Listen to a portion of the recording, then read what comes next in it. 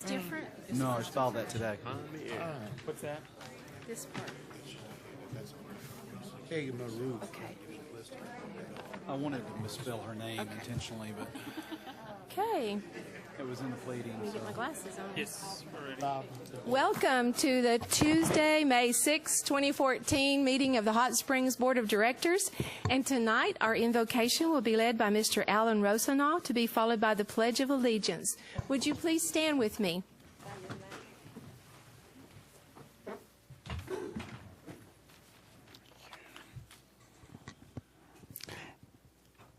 Let us pray.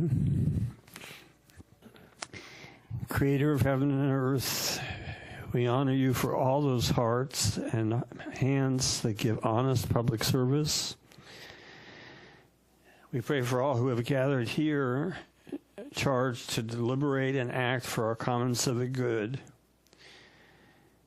Be present as ever more strongly in your spirit. Bless and guide all who participate in this session. Help all of us to remember those who are vulnerable, those who are truly poor and in need of justice. Help us to put away fears, selfish interests in order to let be the joy of your best good to emerge now and in the future. Grant us your vision and courtesy and grace during this time. We ask in Jesus' name, amen. Amen. I pledge allegiance to the flag of the United States of America and to the republic for which it stands, one nation under God, indivisible, with liberty and justice for all.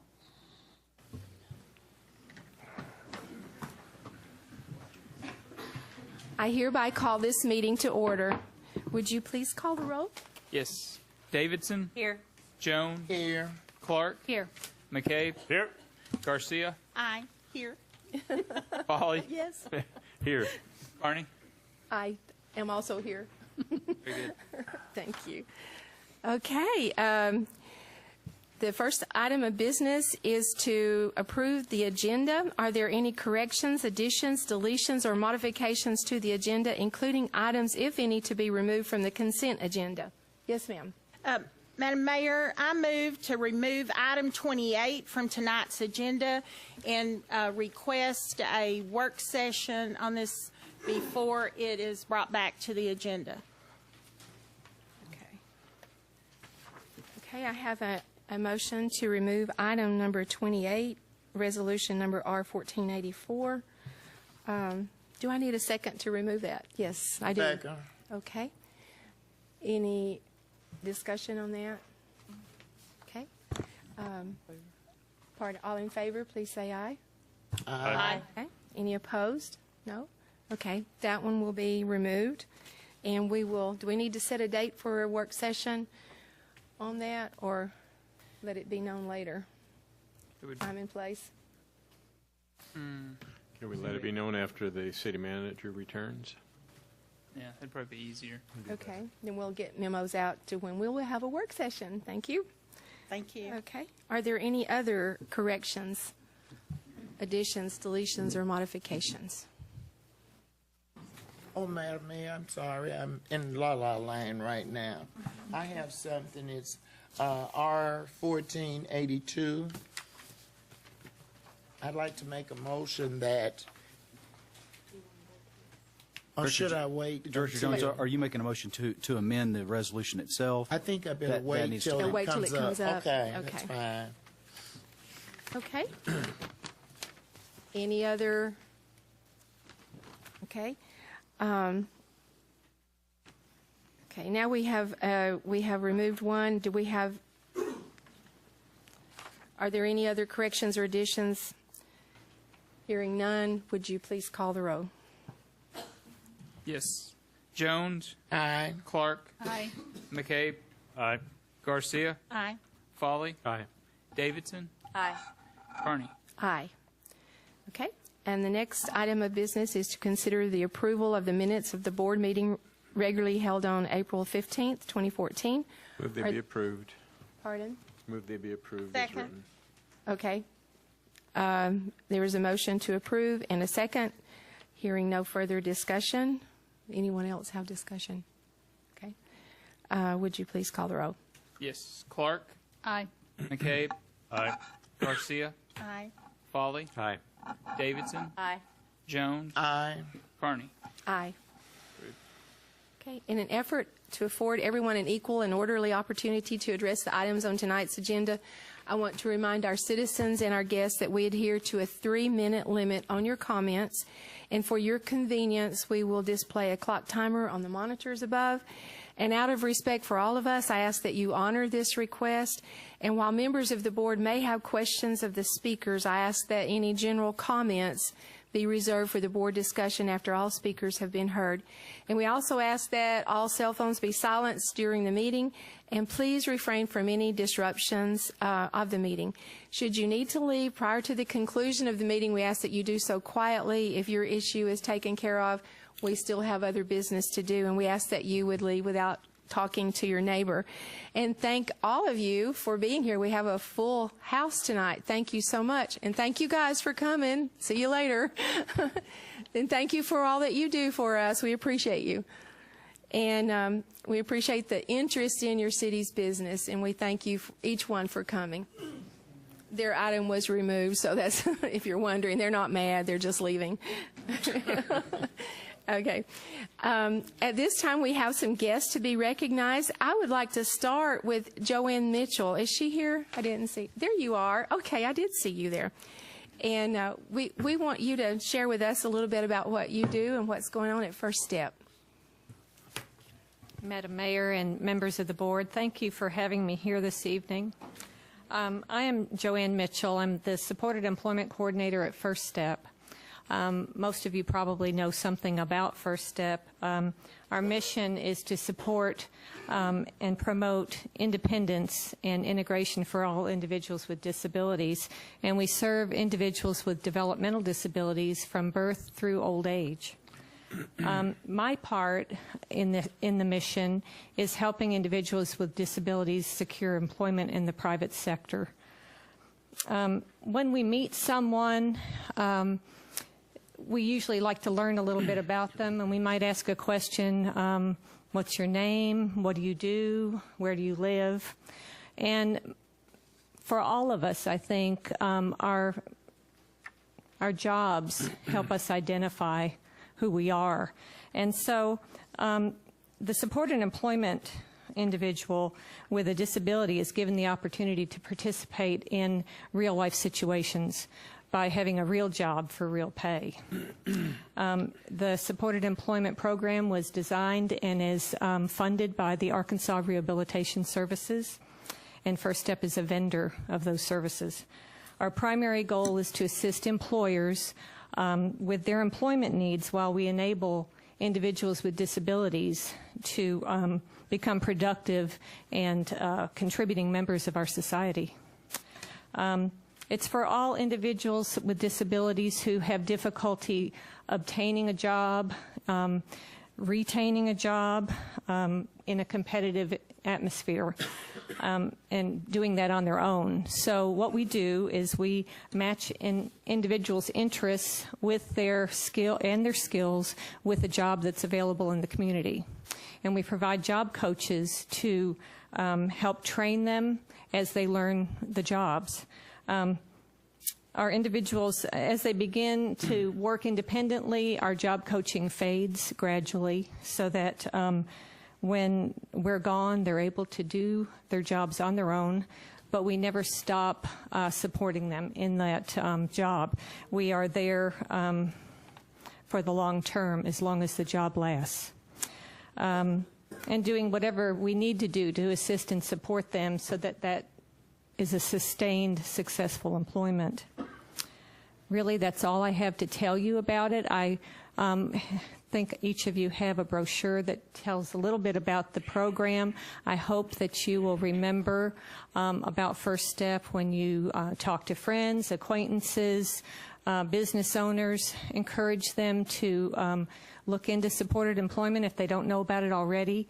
Sometimes we have the individual that fits that position, sometimes we don't, but there's always a time that we can assist employers, and we want to do that as much as possible. Thank you for having me. We may have some questions for you. I was just Sure. wondering how many people, let's say per year, do you work with? We currently have 57 people employed. Now, they weren't all employed within this past year. I think we had 13 to 16 that we were able to place in jobs in 2013. We have 21 employers in the Hot Springs, Malvern, Glenwood, Fordyce area. First Step serves 27 counties in Arkansas, but we only have supported employment in those 4 areas. Wow. And what type of employment? Is it varied? A lot of It can different be things? anything. We have people that work at the Arlington. We have people in fast food. We have people that do filing, answer the phones. It's a wide range, and it all depends on the individual, what their abilities are, what the jobs are out there that are available. So it can be any number of things. You have a question? We have a guy that's been with us for 20 years. Oh, wow. That long? Yes, he's one of our consumers. Yeah. And when I talked to Mayor Carney about a month ago, we had talked because we have an employer banquet, employer banquet, supported employment banquet every year, and unfortunately it always conflicts with Tuesday evenings because it's always been on a Tuesday night. But this year we handed out 13 5, 10, and 15-year award plaques for sustained employment through supported employment. So we're real proud of the individuals that we help serve. That's awesome. Yeah. Okay. You have any questions? That's Yeah. wonderful. I would just like to give a testimonial. When I was at St. Joseph Hospital, we used their services extensively, and I can tell you that you cannot find better employees, more dedicated. You see the self-esteem grow measurably while they're working. It's just it's a great organization, and if they have difficulty, First Step is right behind them, coaching Yes. them. So, Well, it's just a great endeavor. I like to tell new employers that I'm talking to, supported employment is not a charity. It's a win-win situation is what we strive for the business and for the individuals. And it's a very fulfilling thing for everybody when it's successful. And thank you so much. Maybe you Thank could change you. your banquet. We would all show up. Well, maybe we'll think about that. Monday nights are good. Yeah, okay. Thank Okay. you very much Thank for having you so me. much. We appreciate you being here, and thanks for what you do. We You're welcome. really Thank appreciate you. your help for our community. Okay, we have several proclamations tonight. I'll start with the one I have on top. It is Salvation Army week, and we have Brandon Darden. Would you please come up to the front, and I will read this, and then I will present it to you in just a second. It's good to have you here. It is Brandon, right, Darden? Yes, ma'am. Okay. Whereas the Salvation Army's only business in the community of Hot Springs, Arkansas, as everywhere, is still human business, undertaken with joy for the family of humankind to the greater glory of God. And whereas through sound, innovative, and professional services, the Salvation Army serves the people of Hot Springs with unshakable faith in all, no matter how desperate the situation, and views all people as people with possibilities. And whereas the Salvation Army acts on behalf of all the residents of our community with neither salvation nor any other condition prerequisites, nor expecting any thanks, yet nonetheless welcoming community support. Now, therefore, I, Ruth Carney, Mayor of the City of Hot Springs, on behalf of the Board of Directors of the City of Hot Springs, do hereby proclaim the week of May 12 through 18, 2014, as Salvation Army Week in Hot Springs, Arkansas, and encourage all citizens to join in saluting the steadfast men and women who bind up the brokenhearted and renew the heart of our community by their quiet service of compassion.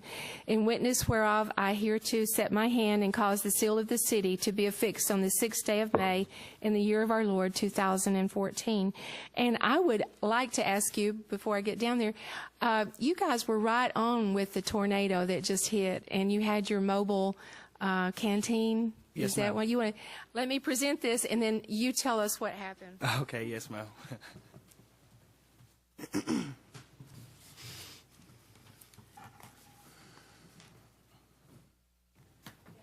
Wow, thank you.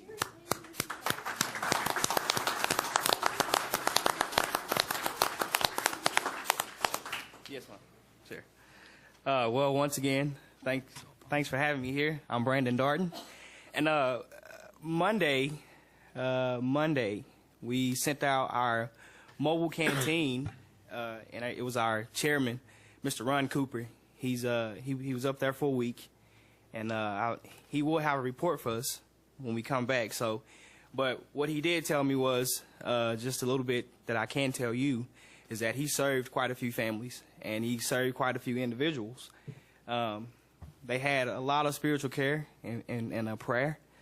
And he said the most astounding thing was when he saw the smiles on people's faces.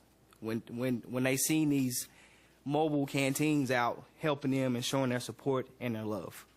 And I'm happy to say that I'm proud to be a part of this organization because we do love and care and support everyone. And I don't have much to say. Well, thank you so much for having me here. Thank you so much for Thank being you. here, and thank you for what you do for our community.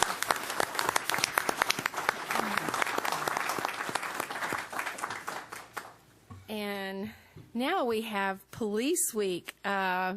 Chief, would you please come up, and I'll read the proclamation for designated as Police Officer Week.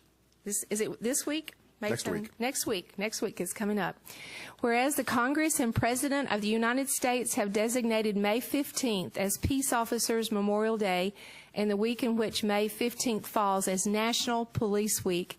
And whereas the members of the Hot Springs Police Department play an essential role in safeguarding the rights and freedoms of Hot Springs, and whereas it is important that all citizens know and understand the duties, responsibilities, hazards, and sacrifices of law enforcement personnel, and that members of the Hot Springs Police Department recognize their duty to serve the people by safeguarding life and property, by protecting them against violence and disorder, and by protecting the innocent against deception and the weak against oppression. And whereas the men and women of the Hot Springs Police Department unceasingly provide a vital public service, now therefore I, Ruth Carney, Mayor of the City of Hot Springs, call upon all citizens of Hot Springs and upon all patriotic, civic, and educational organizations to observe the week of May 11 through May 17, 2014 as Police Week with appropriate ceremonies and observances in which all of our people may join in commemorating law enforcement officers, past and present, who by their faithful and loyal devotion to their responsibilities have rendered a dedicated service to their communities, and so doing have established for themselves an enviable and enduring reputation for preserving the rights and security of all citizens.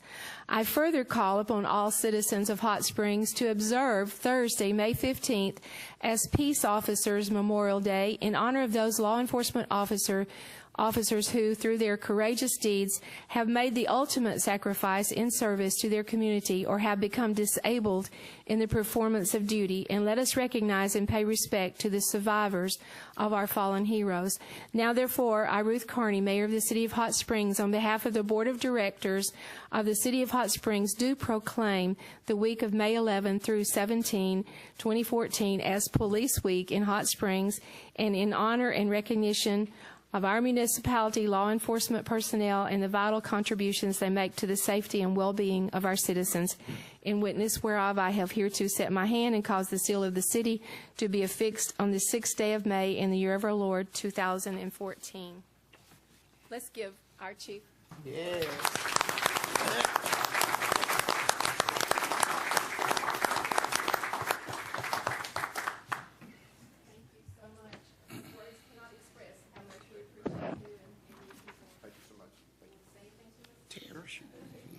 Never lost for words. Well, thank you, and thanks to the members of the audience, members of the board, and those watching on television.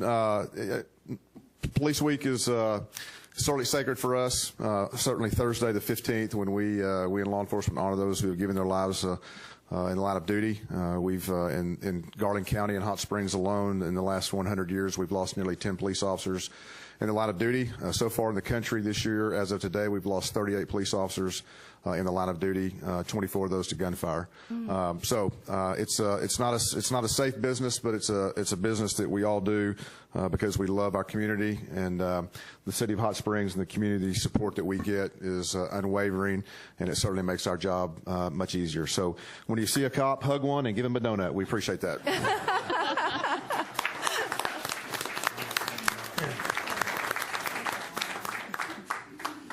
Okay, and now we have one more proclamation, and it's Flood Awareness Month. So I'm sure that if we have a flood, you'll be aware of it.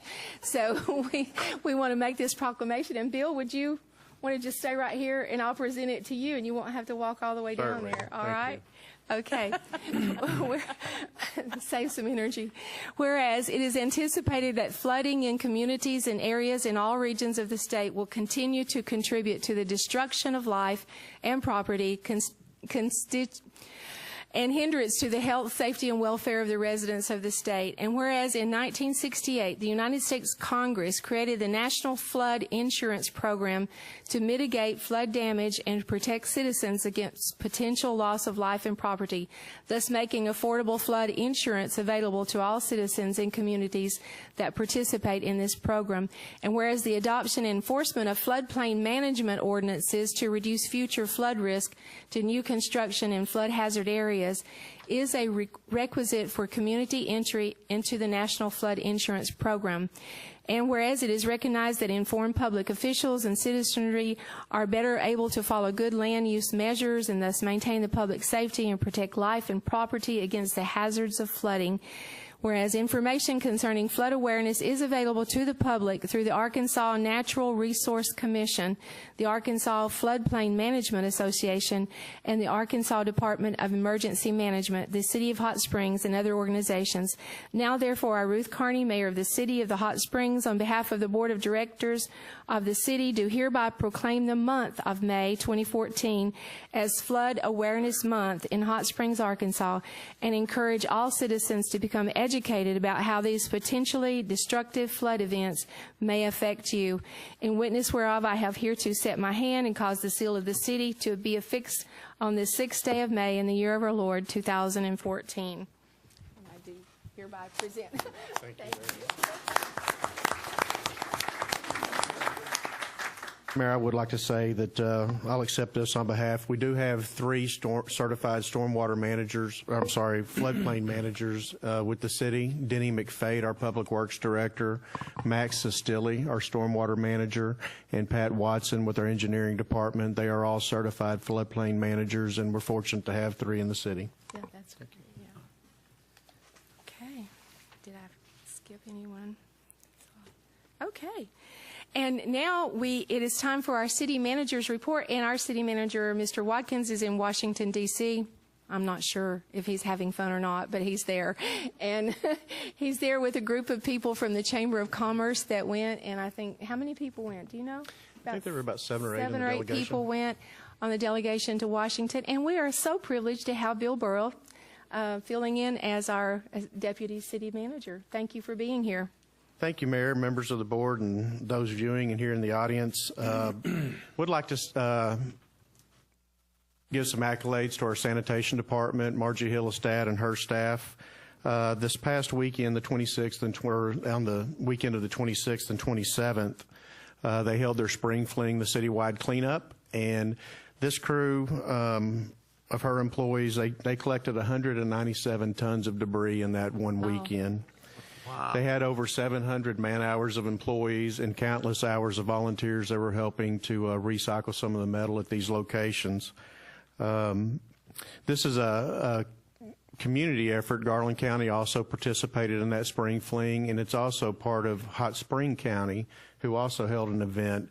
And it's funded through our Southwest Central Regional Solid Waste Management District, so we appreciate all the support that they give the city in this event. And again, 197 tons.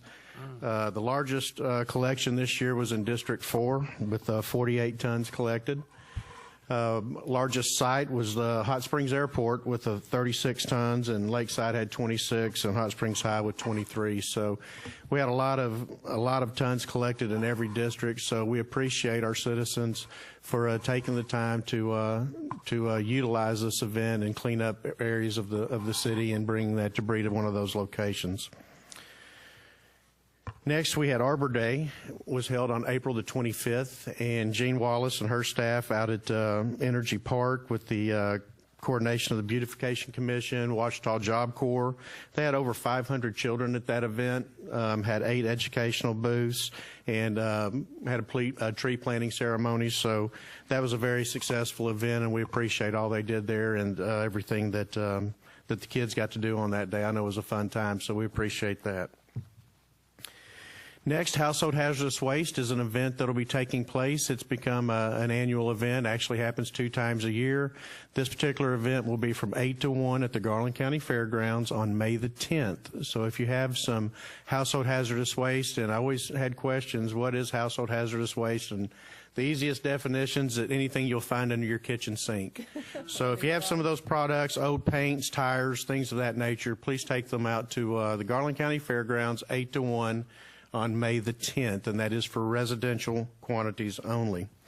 And finally, Mayor, 2014 election packets are available starting tomorrow, May the 7th, in the city clerk's office.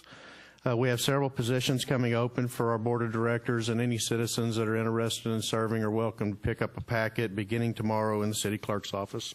That concludes my report. Wow, thank you. Appreciate that. Okay. The next is to do any of our directors have announcements concerning upcoming events? Yes, ma'am. I have a couple. You're going to be seeing this logo. You've heard me mention this before if you've been watching the meetings about Arts in the Park. This is the newly formed Hot Springs Area Cultural Alliance using the former ACT 501c3. We've been meeting for months and planning this, and this is to be called Year Zero. And the mission of the organization is to celebrate, educate, and promote the arts and artists that we are fortunate to have here in Hot Springs. It's a large part of our economy, but on May 17th, there will be music at the farmers market, studio tours in Hot Springs areas, and in the Springs magazine, if you pick it up, there's a map that shows you where all the studios are. We have one just almost at the Montgomery County line, one almost at the Saline County line, and go up Highway 7. I don't think you can make all of them in a day. We have 14 studios with 22 artists, and we're really, really proud of it. I'm going to try, since I gathered all of them, I'm going to try to make it myself. There's a gallery walk that evening, Saturday evening, and then there will be a concert at Low Key Arts.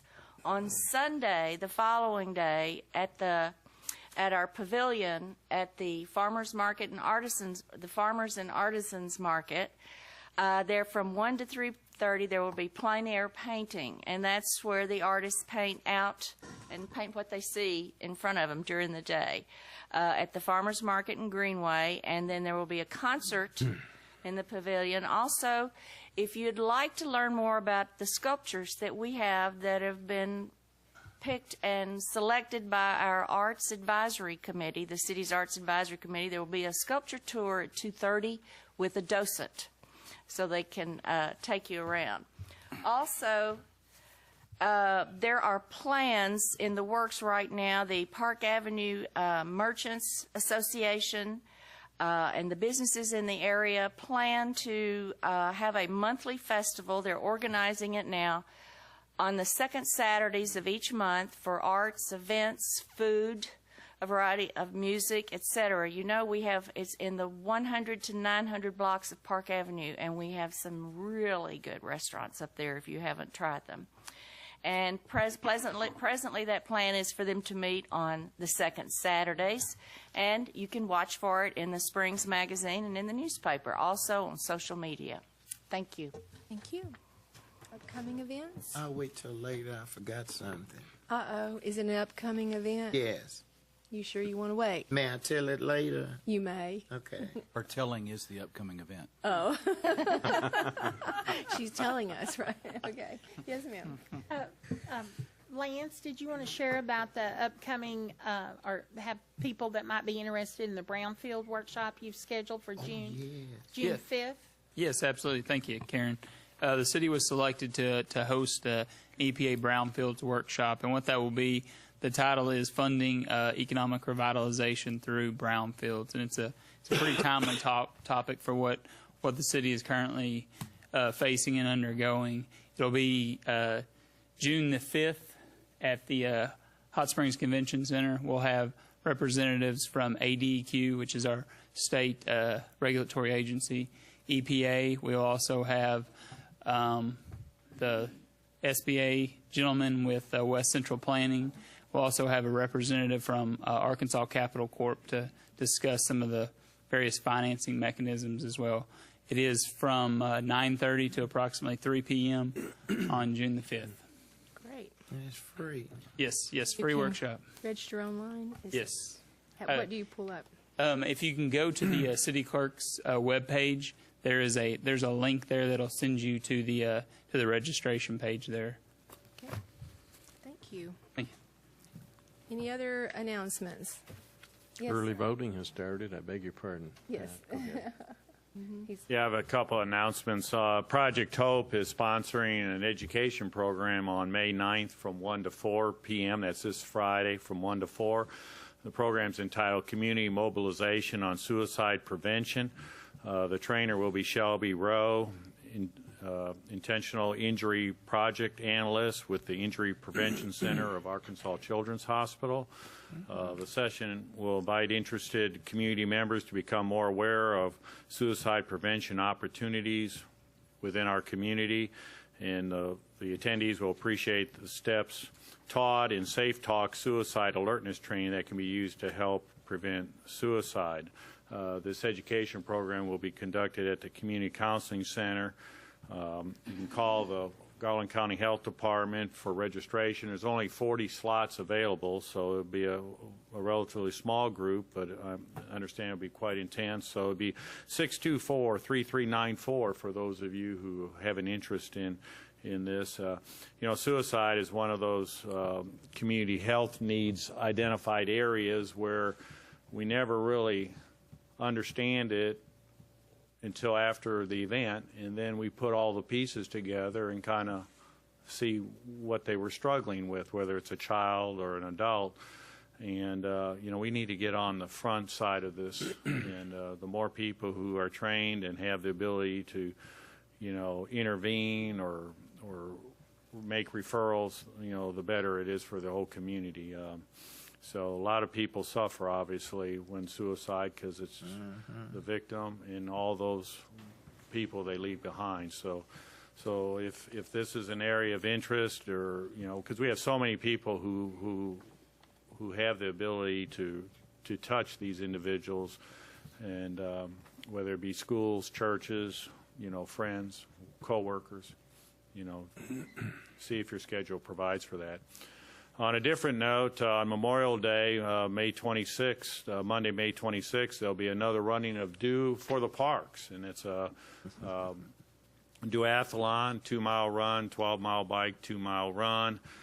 Starts at about 7:30 in the morning. A very good event. I participated last year, and I'll be defending my age group title, Mayor. Hey, now. Are you doing the Senior Olympics?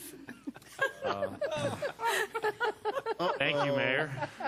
And registration's only $50. And Mayor, as I've said in all these events that I announce that are athletic in mind, in nature, I will reimburse any city director, including the mayor, once they've crossed the finish line. I'm not going to pay in advance, but I will reimburse you your entry fee if you finish the event.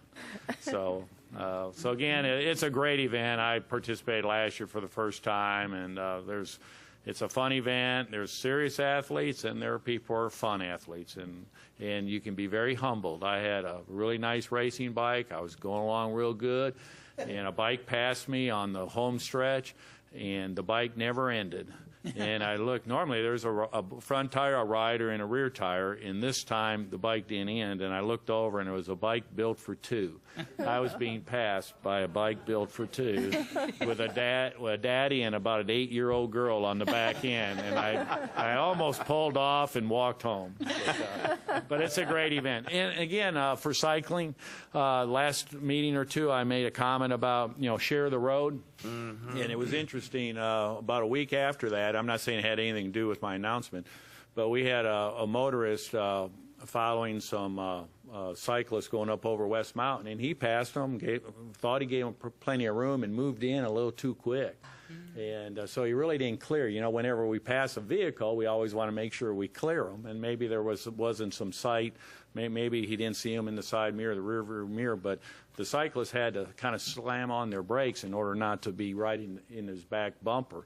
And he felt so bad about that he had to write to somebody and kind of confess his wrongdoing. But he's much more knowledgeable motorist, and I actually ended up getting a copy of that letter. And he was so apologetic. He wanted to express his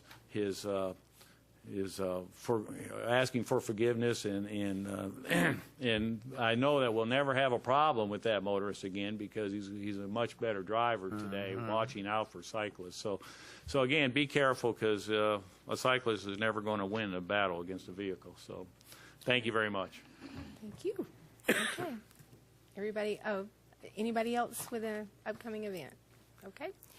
The next item of business is the consideration of the consent agenda. Items in this section are of a routine nature and will be considered as one item of business without discussion, and I will now entertain a motion to adopt the consent agenda. So moved. We have a motion. Is there a second? Second. Okay. A motion and a second to adopt the agenda. Would you please call the roll? Yes. Garcia. Aye. Foley. Aye. Davidson. Aye. Jones. Aye. Clark. Aye. McCabe. Aye. Garcia. Aye again. Carney. Sorry. Here. Adopted. Aye. Did I get 2 votes? One.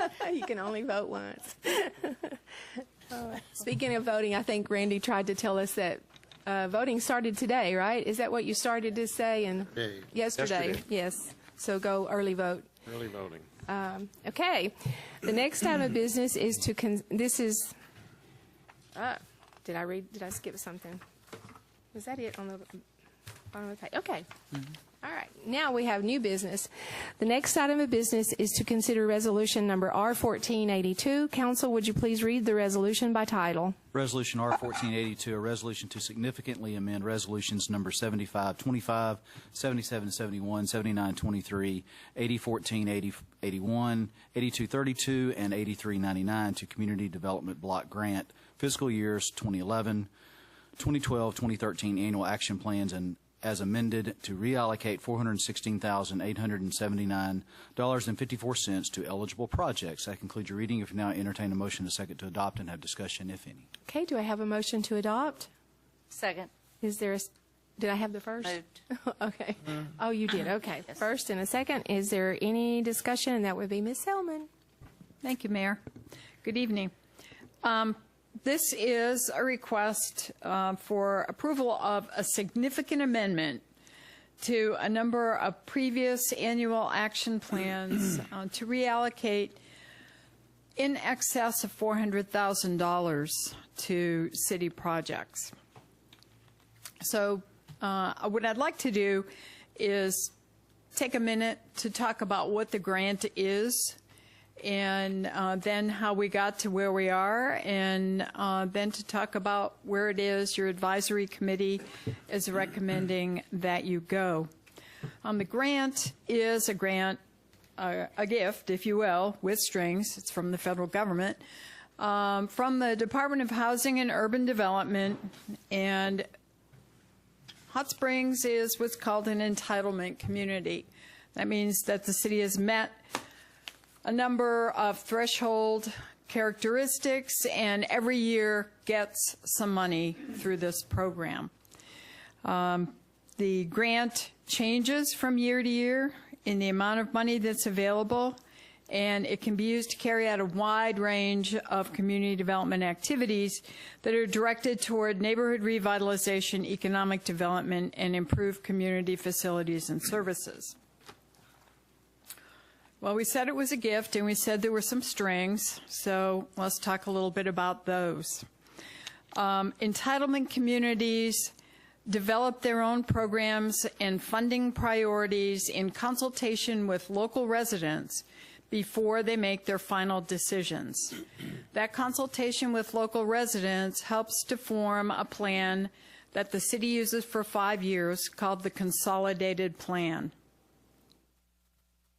It's a great program in that citizens are involved from the ground up.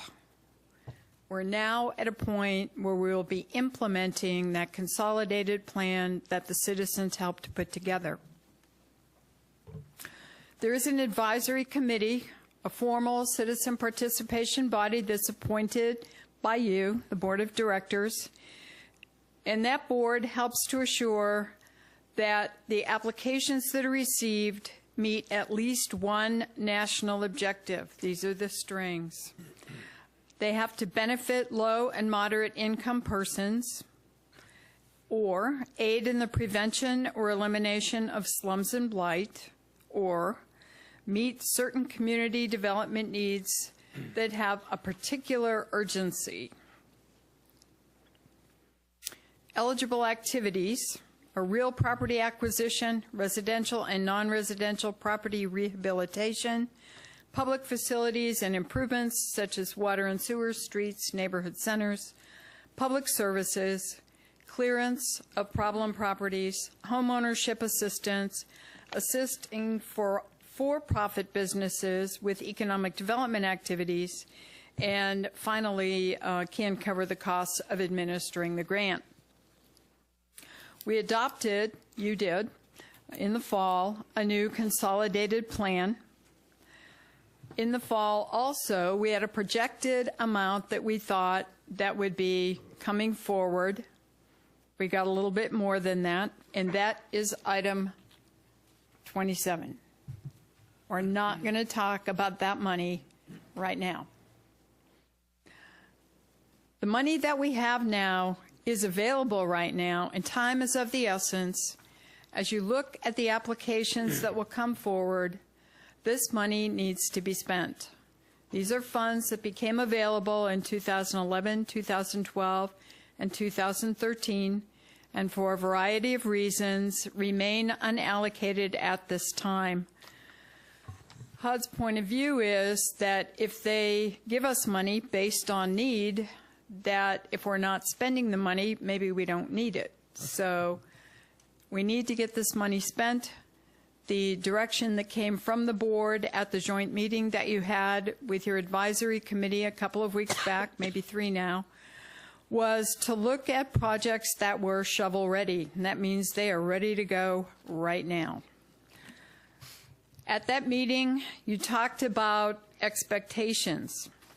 You talked about focusing the funds in areas, corridor areas, downtown, or neighborhoods.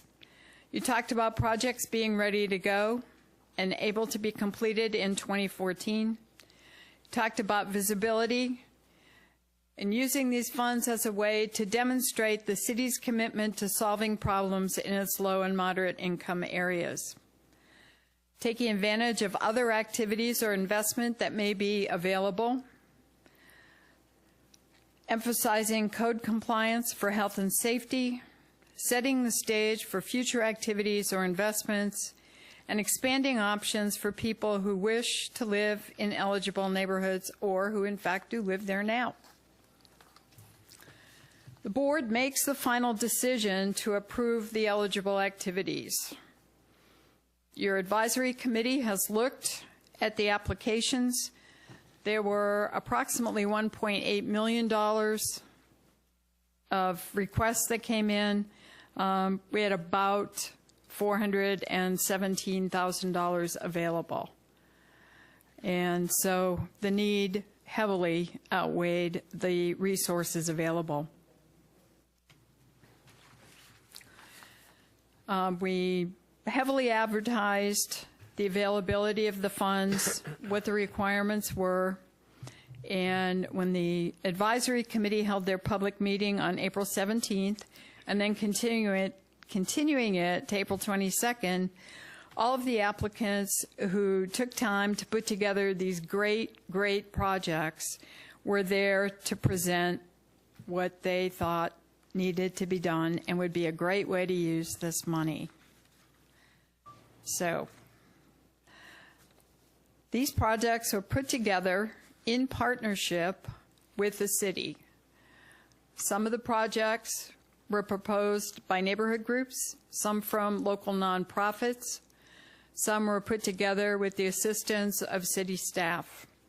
And whether they came directly from neighborhoods or whether they came through the city, these are all projects that reflect the needs and priorities in that consolidated plan that you put together last fall. You've got the list in front of you. I don't want to read that list again. We've already gone through that. So, in fact, you've got that list in probably 3 different forms.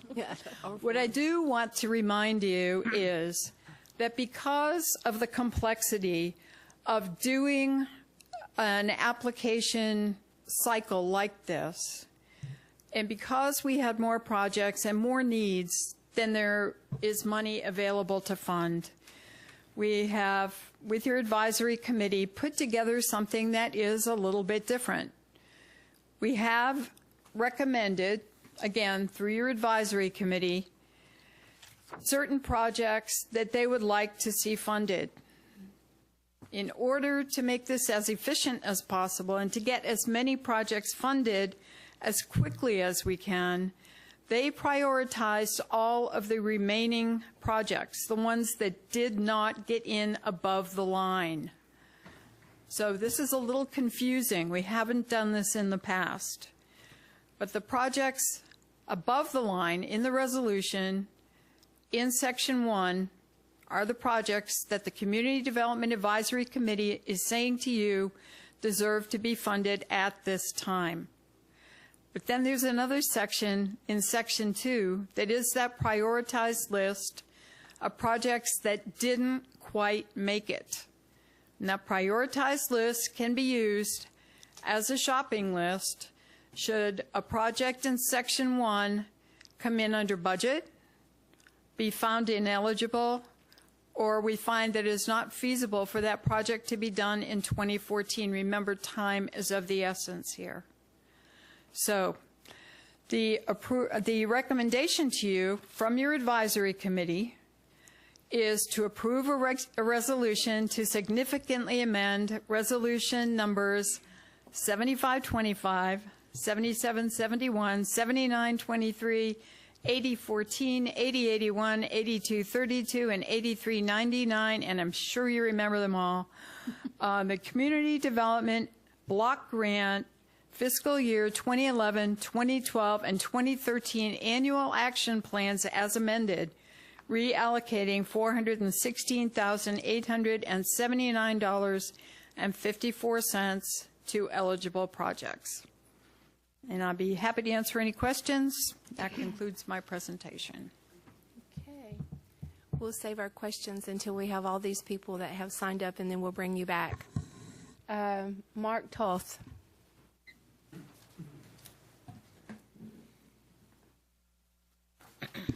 My name is Mark Toth. I'm president of the Whittington Valley Neighborhood Association. I'm here to speak on behalf of the importance of neighborhood projects.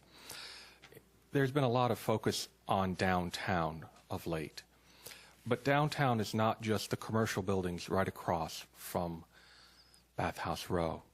Downtown includes the Gateway community. It includes Park Avenue, and it includes the Whittington Valley.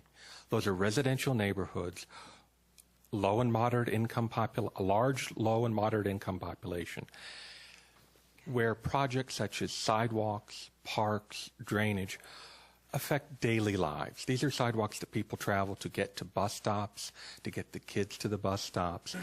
These are parks where the families, because they're low and moderate income, these are households of $18,000, $20,000. They don't have the money to buy a swing set for the backyard, so they take the kids down to the parks. I want to emphasize that as you consider which projects to fund, that you use these monies wisely. They are so very precious. They are so very scarce. And I would like you to give particular attention to projects that are promoted by the neighborhood associations. Those are the people who live in those neighborhoods, who experience every day what the problems are. They are on the front line, and they know what needs to be done. And I'd just like to once again ask you to please support the neighborhoods. Thank you. Thank you. Thomas Anderson.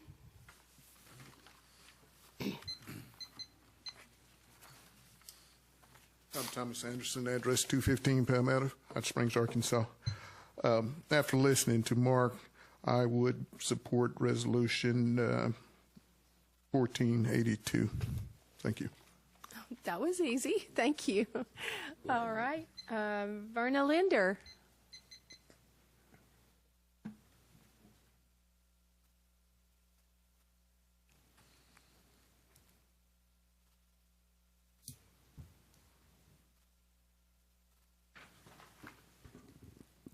Verna Linder, 110 Montclair Lane. I have 3 points I want to make tonight. First, city officials are requesting $450,000 in CDBG funds to clear the Majestic Hotel site. Cleaning up the Majestic is the responsibility of all of Hot Springs, and all of Hot Springs should bear the cost. Community development block grant funds should be used to improve the quality of life for low and moderate income residents. Cleaning up the Majestic site will do little to benefit low and moderate income residents in this city. Secondly, excuse me, this board has recently taken to assigning CDBG monies to the city manager to use at his discretion. When did this governing body decide the best way to use these funds was to give one person absolute control in deciding how these funds are spent? This creates the impression of favoritism and erodes public interest in what should be an open process. Is this practice going to continue? If so, are these funds just going to accumulate year after year? The citizens of Hot Springs, through open public meetings, should be making the decision on how best to use CDBG funds, not just one person. Finally, Habitat for Humanity is requesting $76,000 in additional CDBG funds to purchase building lots for future Habitat homes. Habitat's a good organization. They build affordable homes for deserving low-income families. I support their mission, which works. Tonight, Habitat is seeking an additional $50,000 to buy 15 lots, which works out to a little over $3,000 per lot. This seems reasonable. But I also believe that public monies need to be spent wisely. In one request, Habitat is asking for $26,000 to purchase 2 building lots. That's right, Habitat will spend $13,000 on each lot. Again, is this wise use of this funds? While I support the mission of Habitat, I do not support using $26,000 to purchase just 2 lots.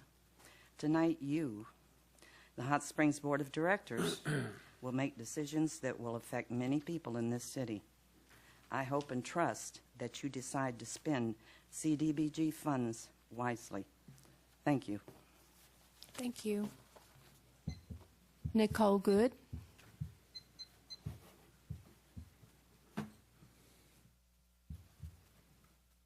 Nicole Good, Executive Director of Habitat. First of all, we want to thank you very much for considering our projects for the CDBG funding. I speak as one voice to represent the 110 families that we have that are in the neighboring communities here in Hot Springs. We're about to complete our 112th home in the last 18 years, so we're very excited to have those in the neighborhood. I wanted to also speak on the fact of what she just spoke on the particular piece of property. It may not have been clear in there. It's a building that serves as a community center for that particular area in Highland. In the Highland area, within those 2 blocks, we have 25 homes. As in our proposal, we plan to build 5 more homes there. So you can see that that's well over 25% of the 110 homes that we have within the program. So that's what that particular number 4 proposal is on that. So hopefully that will clarify some information on that. Thank you. Janice Jones.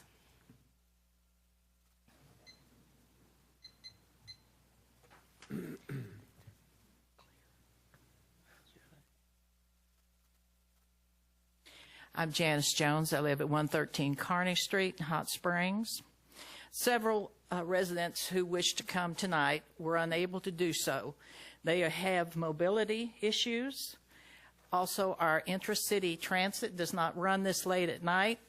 And they signed a letter of support for the Park Avenue Community Block Grant. And I believe Bill has passed those out to you? Yes. Okay. The 3 Park Avenue Block Grant funding applications have had a lot of thought. We've talked to residents. We ran 2 surveys ourselves at the PACA meetings. We took survey data from the Arkansas Highway and Transportation meeting that was held at the Tower of Strength a year and a half ago. We participated in the citizens surveys put on by by Michelle Sestilli. And all of these things that we have participated in support and back up our recommendation that these funds go to neighborhood development, in particular on Park Avenue for sidewalks and curb cutouts for ADA compliance and continued improvement of the Park Avenue area. Thank you. Thank you. Kenneth Martin. He left. Okay. Elmer Beard.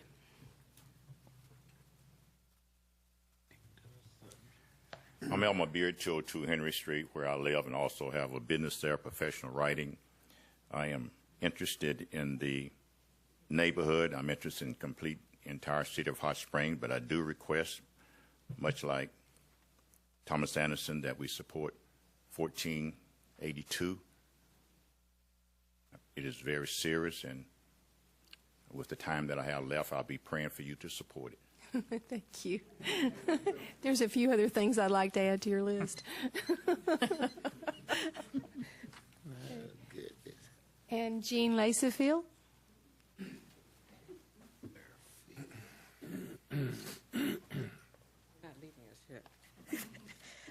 Hi, I'm Jean Lacefield at 130 High Terrace, and I'm the Vice President of the Gateway Community Association.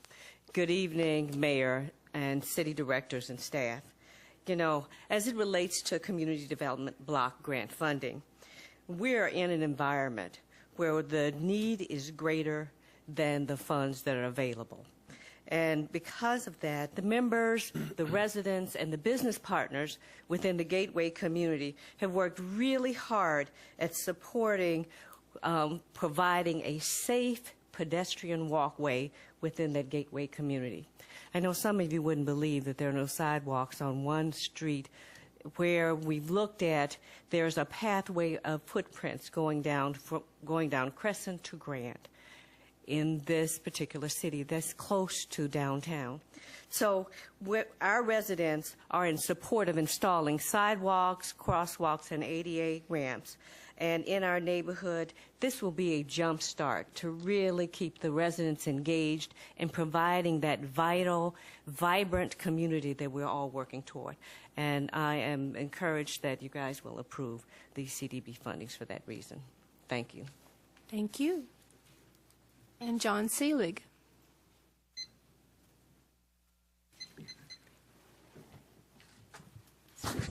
I'm John Seelig. I live at 467 Peninsula in Hot Springs.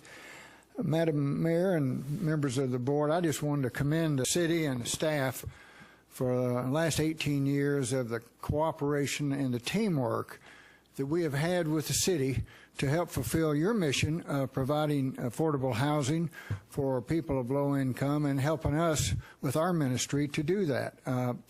Particularly Kathy Selman's group has been so helpful over the years in helping us work through some of the bureaucracy sometime, getting permits, helping not having to pay for some of the permits that we would normally have to, and particularly Bart Jones. I don't think Bart's here tonight, but Bart has been a great resource identifying lots that need infill within the city that there's no revenue coming in for because the houses have either been condemned or torn down with liens on them.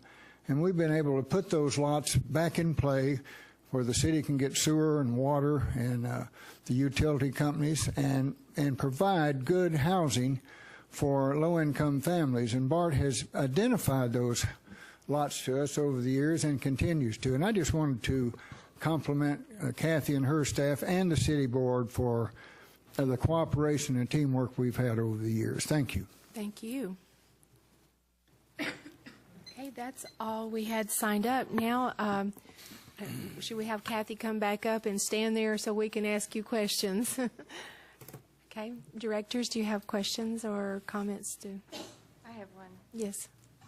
Okay, I'm more confused now.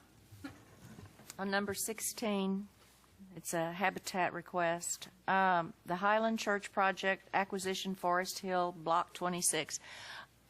Is it a building being torn down? Is it a building to be built for a community center, or is it housing?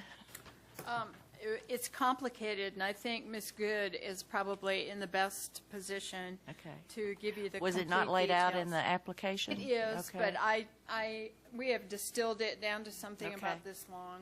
So, Nicole, would you come back up, please? Thank you.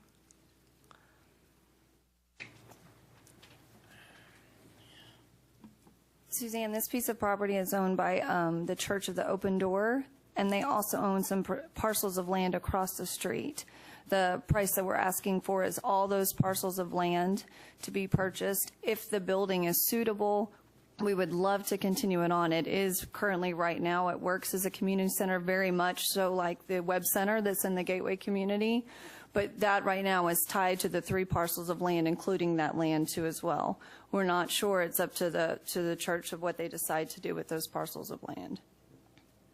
They haven't given us, we're still in negotiation. We weren't able to purchase. We still have to do an appraisal on the property too as well. So it's not immediately available? It could be immediately available for all of that by the deadline, which I believe is the 1st of November.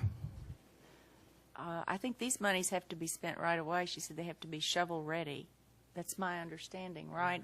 These projects on this page, it may be that your project needs to go to a contingency or something. It's able to be purchased at any time. That's what we're asking is for the land acquisition, not to have the home built. Is that your question? I'm sorry. Okay, it just wasn't clear. And we've been in negotiations with them for about 2 months. So you're paying for the building? Correct. Yes, ma'am. And you don't, what is the plan to, what are you going to do? You're going to tear it down, or are you going to refurbish it? We haven't been able to assess the cost to refurbish the building. So if there's enough equity in the building, we would like to do that. If there's not inside the building, we would not be able to do that. Okay. The parcel of land in the building is $26,000 is what it's currently assessed at right now. Thank you. You're welcome. You have a question? Are there homes going on that piece of property?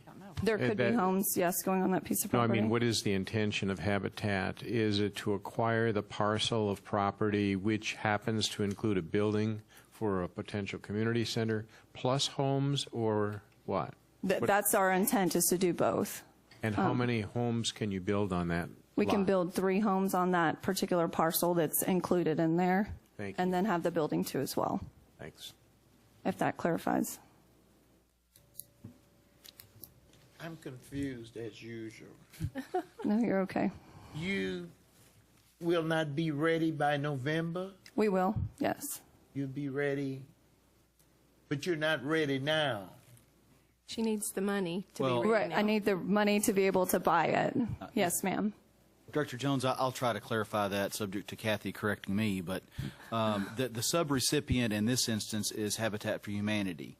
The proceeds of the grant to the subrecipient is only for acquisition. They are not required to construct build, okay. anything Yes. prior to November the 1st. They only need to purchase, close the transaction on the sale of the property. Thank you, I knew that. Thank you, Brian. That's what it is. It's just the land acquisition. We can get that completed. Okay. I would love to say we have 5 other homes in the works. We probably can't get another 5 on top of that, but thank you. Yeah, All right. why didn't you speak up there? Yeah, thank you. Makes a lot of sense. Okay.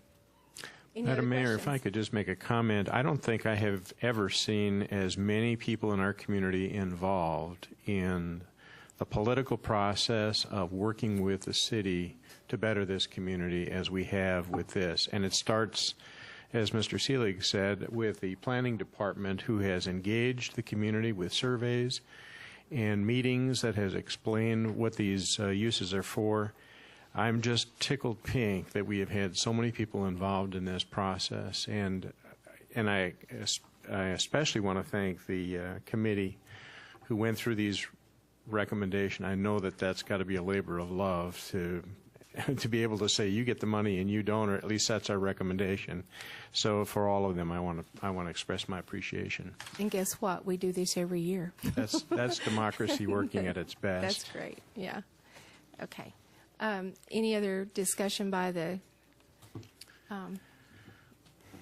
directors? Do you have questions?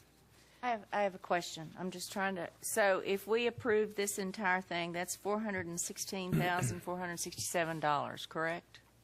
Yes. And we have Okay. a total of how much to? Wake up, Elaine. My concern is that in Whittington Valley, the repairs to the park and to the baseball field, I wish it could have been on this list. I know we can't have everything, but since part of what the board requested in that meeting, what was it, on our game plan meeting that we had was primarily safety. Mm-hmm. And if we've got, repairs that are needed in a baseball field, then we can't use that. I know it's a hard question. And picnic tables, and that park is used. It's utilized as much as any I've seen in this part of the town. Okay. Elaine, did you have a question? Yes, ma'am. I not only do I have a question, I'd like to make a motion that the priority list of contingent projects listed in R1482, Section 2, shall be modified to remove all projects submitted by the Hot Springs Housing Authority. The items to be removed are new playground equipment, $25,000, upgrade play equipment at Illinois and $25,000 more. Hot Springs Housing Authority Community Center, $200,000. I think since they've had all these problems and don't have anybody to assist with this, we need to wait before we give them money. That's my motion, Mayor. Is there a second to that? I'll second that. Okay. In discussion on this also? Has Kathy had any discussions with the Housing Authority on leadership and how this would be implemented? Not specifically, no. I think it's still in a matter of upheaval, and they've not been audited, and there's been a lot of questions as to the financial accountability there. The information contained in the applications really is the only information that I have. Now, part of my challenge here is recognizing that there have been some issues there, but at the same time, to the degree that these funds can be expended in the areas identified. And again, this is a contingent list. This is not the primary list. And if it's in the order that it falls into, if given the funds that could become available, you know, if some or a portion of these projects could be implemented, the beneficiary are the children in those housing areas, and the one is the community center, which is going to be used by all the residents. So, are we punishing the housing authority, or are we truly concerned that these funds cannot be implemented appropriately, and the end result be new playground equipment, upgraded playground equipment, and a restoration of a community center? Well, my concern is that they have misappropriated quite a lot of money, and just recently they were awarded by the federal government several $100,000 extra. That was just recently within the last few months. And I'm thinking they have resources for their own playgrounds and their own community center, that all of that's not clear right now, and where the money went.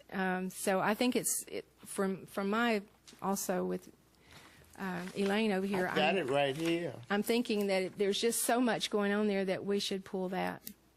Madam Mayor, I don't recall a misappropriation of money. I think there's a documentation concern with the software that they had, but I didn't recall any misappropriation unless you can give a specific example. Do you have one? Well, I'm sure that the federal government has a lot of documentation on what they're doing right now. We could get that. So that's another reason you should table it and see what is actually going on. The audit is not finished. I mean, I share Director McCabe's concern that the families in our community who really desperately need help are in that area, and we are just going to remove it. Director Jones, would you be amenable to just setting that aside rather than removing it? And if it comes to that we... I've got a paper here that said $175,000 in disaster housing assistance payments can't be accounted for, and were apparently commingled with other housing authority accounts. Okay, good. Thank you. There's a lot of documentation. We just don't have it right here. She has. Okay, great. But I also know that there have been some additional requirements placed in safeguards on the approval of the expenditure of funds over a certain amount. And if at any time there's going to be intense scrutiny of expenditures, it's now. Yeah. Well, I don't mind waiting until this come up again, but not doing it now. Well, again, these are contingent projects. These aren't primary projects. But they go in automatically into our plan, and that would come back without approval. It would be there without our approval next time, right? I mean, it would just be contingent. It would just roll over into. As proposed, you have a number of projects here, looks like 10 or 11.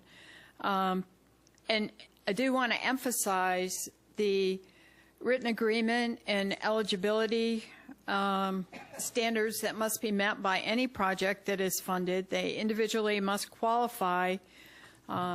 Your approval of the project is the first step in moving toward funding these projects, but they then have a responsibility to demonstrate that they can meet the city's requirements and HUD's requirements before the deal is sealed. So that, if that gives you some level of comfort, that is the situation, and that is detailed in your resolution. So they have to be shovel ready too. Anybody that you are talking about funding in this resolution has to be able to meet all of the requirements, including eligibility. and readiness within 60 days of you approving the resolution. Should they not, the primary ones, should they not be able to do that, we would go to the list. But anyone on the list who can't do it, we would have to jump to the next project down. But what you're also saying is that entity must demonstrate the ability to implement it Yes. as well. And so you will always have a second look, if you will, Yes. to ensure that funds that are going to be distributed are going to be used properly and the project is viable. Yes. Director Garcia. Yes, I was going to ask if it would slow you down too much if you were moving to the contingency list of recommended projects for those that Director Jones listed under the Housing Authority before those went forward to come back to the board. We'd be happy to do whatever the board would like us to do. But would it slow you down too much? It's I'm fine with it. unlikely Just that said- we'll get that okay. far on this list. Okay. If you wanted to make that a condition, that's one we would happily follow.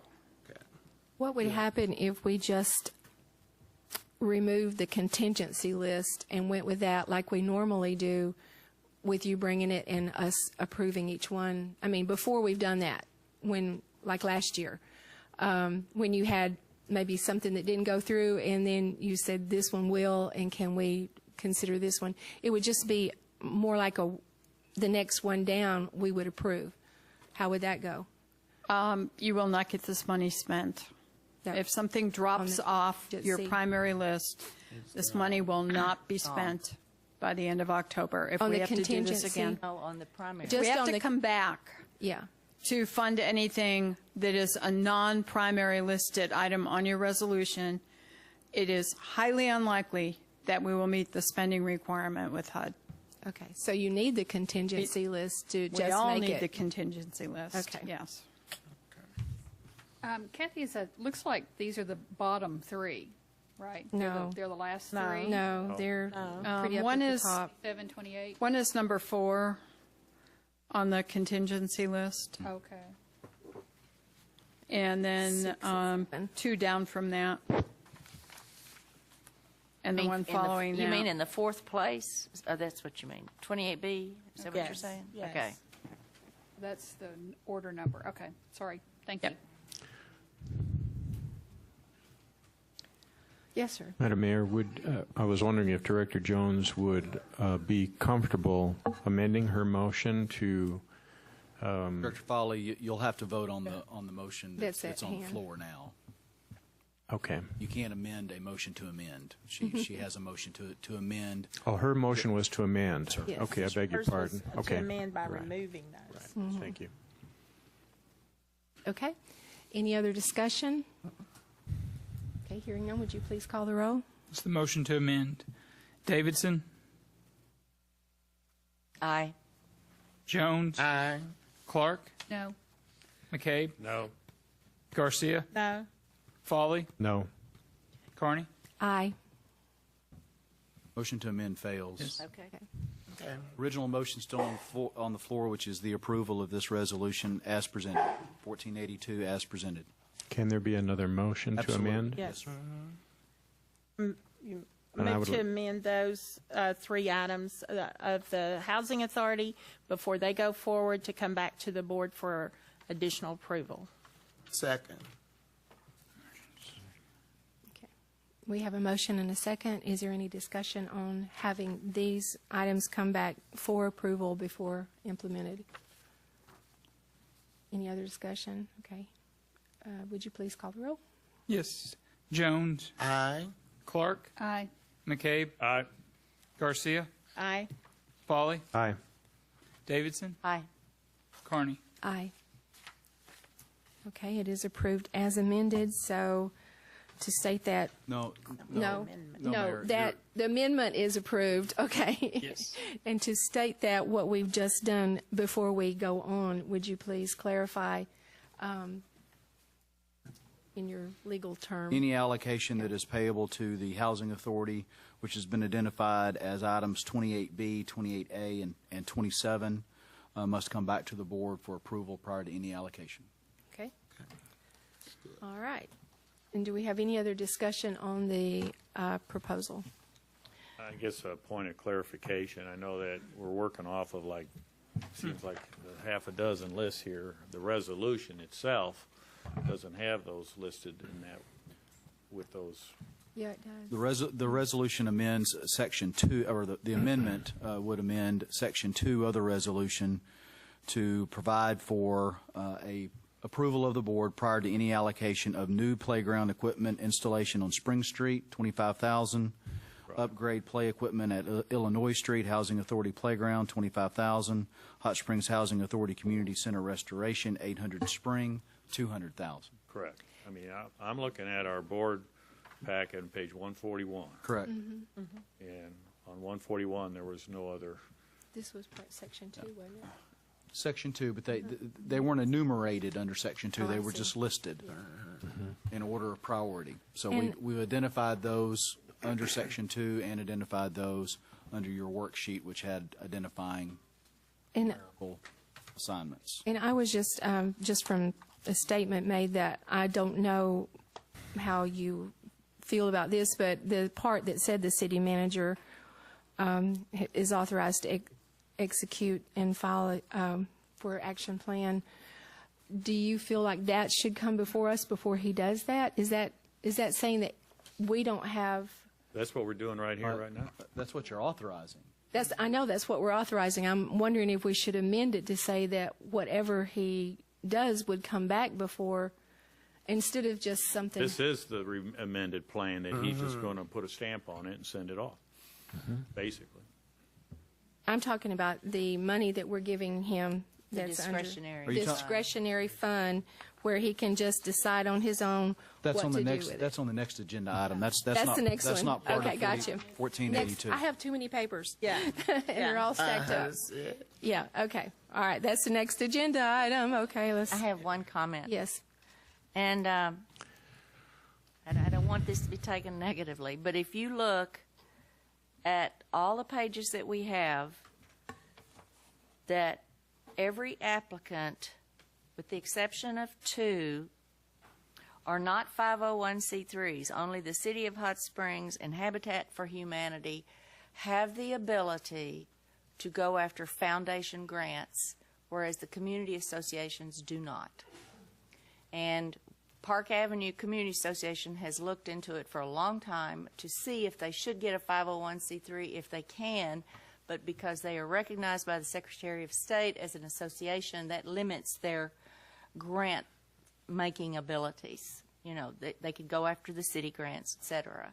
And so my concern was that the community associations, since this is one of their few opportunities to go after sizable funding for infrastructure, for rehabilitation, revitalization, that they be given first consideration. And then maybe, you know, pushing one of the habitat requests a little further down. We all know that this is a one-time deal, and that this opportunity might not come up again, because hopefully we'll take care of the money on an annual basis as we can. And we won't have this collection of funds that we have to disperse. I don't know what you're I saying. got a question for Kathy. My priority is for the community associations over a nonprofit. That maybe we can shift just one of them down so that we can fund some of these other neighborhood associations. Well, some of the, if you will look at the neighborhood associations, they are in city parks, and they have options of other funding too. Just like we have parks and recreation, we have a budget that helps with our Well, parks. the next on the list is DeSoto, and Whittington's way down. I appreciate that. I understand that. And, They do some of have the money was access. removed to help Kimmery, which the entire city uses. This is primarily a neighborhood park. May I ask Kathy a question, please? Excuse me. What can you tell me what number of the associations and the Habitat? You said the Housing Authority was number 4. It's on the contingency list, yes. And see, then these are all neighborhoods. These here, and Gateway, and Quapaw, and Whittington Valley, and Park Avenue. Those are all the community You don't know what associations. number they are. Yeah. Those are prioritized. Yeah. They're in Priority right order. here on this sheet. Like this is the first. Are you confused now? Well, I'm not quite sure what number you're looking for. So let me throw out some answers here.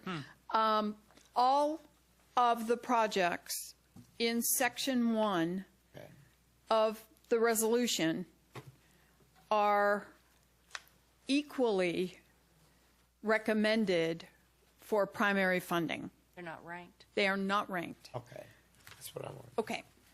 Thank you. I would like them to be ranked. All right. Okay. Any other Never mind. questions? Moving Comments? right along. Moving right along. Any other questions or comments on this, whatever we are on? What's the number of that? I lost it. That's What item item 26. number are Item we? 26. Item 26. Oh, item number 26. Any other questions or comments? Okay, hearing none, would you please call the roll? Yes. Foley, Aye. Davidson, Aye. Jones, Aye. Clark, Aye. McCabe, Aye. Garcia, Aye. Carney. Aye. Adopted. Okay. The next item of business is to consider resolution number R1483. Council, would you please read the resolution by title? Resolution R1483, a resolution approving a community development block grant, fiscal year 2014 annual action plan, and authorizing submission of a grant application, United States Department of Housing and Urban Development, for projects listed in the action plan. That concludes your reading. If you now entertain a motion to second to adopt and have discussion, if any. Okay, do I have a motion to adopt and a second? Second. Okay, and Ms. Selman again. Thank you, Mayor. Okay, that was great. We were working with money that we already have access to and can start spending. This item is to amend the annual action plan for 2014. We don't have this money yet. So, yes, we need to spend it, but we are able to be more deliberative in looking at what our needs are and how we want to spend this money. We estimate every year how much we think we are going to get from HUD. And HUD was very predictable for a while and reduced us by about 25% every year. I'm happy to say they aren't doing that right now. And the projection that we made for you last fall in putting together an annual action plan for this year was $258,000. And in March, we got a communication from HUD saying you have almost $100,000 more than that for 2014. So you already, by Resolution 8341, have funded 6 specific items. And those are listed in your resolution. They're also listed in the board action request. Those are the planning and administration costs of the grant itself, an analysis of impediments to fair housing choice study. This is a study that we will do because we are due to complete one. It's done about every 5 years. The City Manager Fund for Targeted Neighborhood Revitalization and Economic Development and Job Growth Infrastructure Improvements to benefit low and moderate income areas and residents. Sidewalk, ADA accessibility, crosswalk, and bus shelter improvements on North Park Avenue from Mountain Valley to Tom Ellsworth and Cove Streets. ADA accessibility, picnic tables, baseball dugout, and infield improvements at Baseball Trail Park on Whittington Avenue. And Habitat for Humanity land acquisition, infrastructure, and demolition. Those you have already approved. Out of those projects, that were submitted this spring, your advisory committee is recommending 2 additional expenditures to be funded on top of those that you have already put in your annual action plan. Those are $9,400 to cover costs of administration and planning on this grant, and a contingency fund for the City of Hot Springs for environmental testing and abatement of asbestos-containing materials commingled with the structured debris at the Majestic Hotel site in the event the owner fails to test and remove the material as required by law, and this would be to prevent the release of contaminants into the environment. And that is the recommendation from your advisory committee. Their rationale there was that this is an expense that was unexpected. We are still hoping that the expense does not come the city's way, but it may. And the city is short of funds to make that cleanup and testing happen. Because the money itself was unanticipated, your advisory committee said, let's take the unanticipated money and target it to this unanticipated possible expense. If this expense does not come the city's way, then the funds will be there for reallocation by the board, and we would come back to you with applications for your consideration should that be what happens. So the recommendation from your advisory committee, after having their duly advertised meeting on April 17th, which was continued to April 22nd, was a recommendation of 3-1 to allocate the unanticipated funds to those 2 projects and to add those to the projects that were funded in your original 2014 annual action plan last fall. I'm happy to answer any questions you have. Okay, we have some people signed up, so we'll call you back. Janice Jones. I pass my right to speak at this time. Okay, thank you. Mark Toth.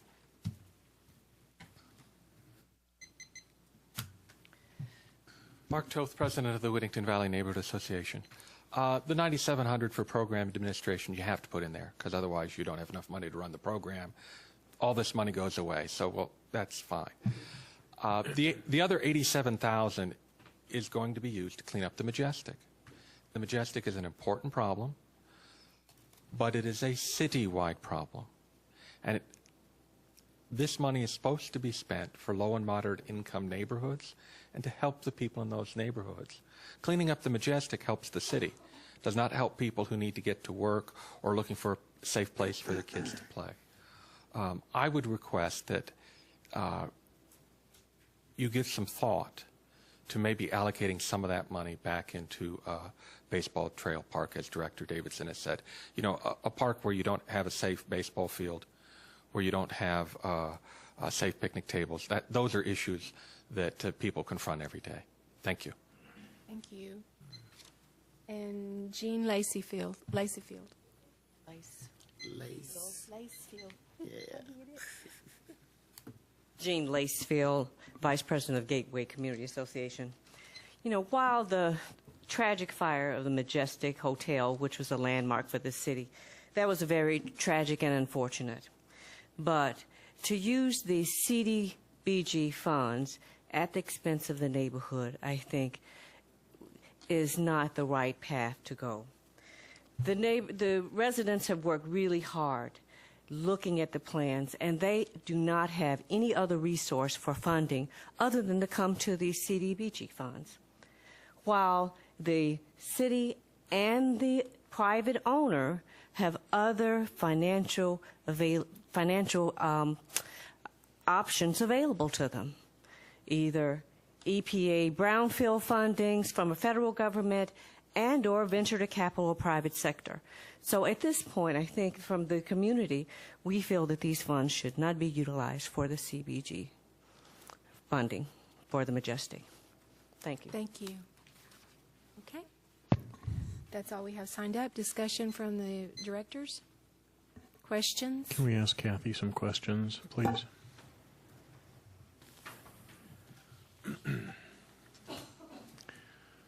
Kathy, if some of these funds were not approved in this resolution, can the board move to allocate those monies to something that's already on the list? For example, under number 19 for demolition and clearance of condemned structures. I've driven around and taken a look at each of the condemned structures that we have had, and it has appalled me at the impact that those structures have on a neighborhood where the neighbors are trying to keep up the neighborhood, and you have one or two homes in there. That totally destroys the looks of that neighborhood.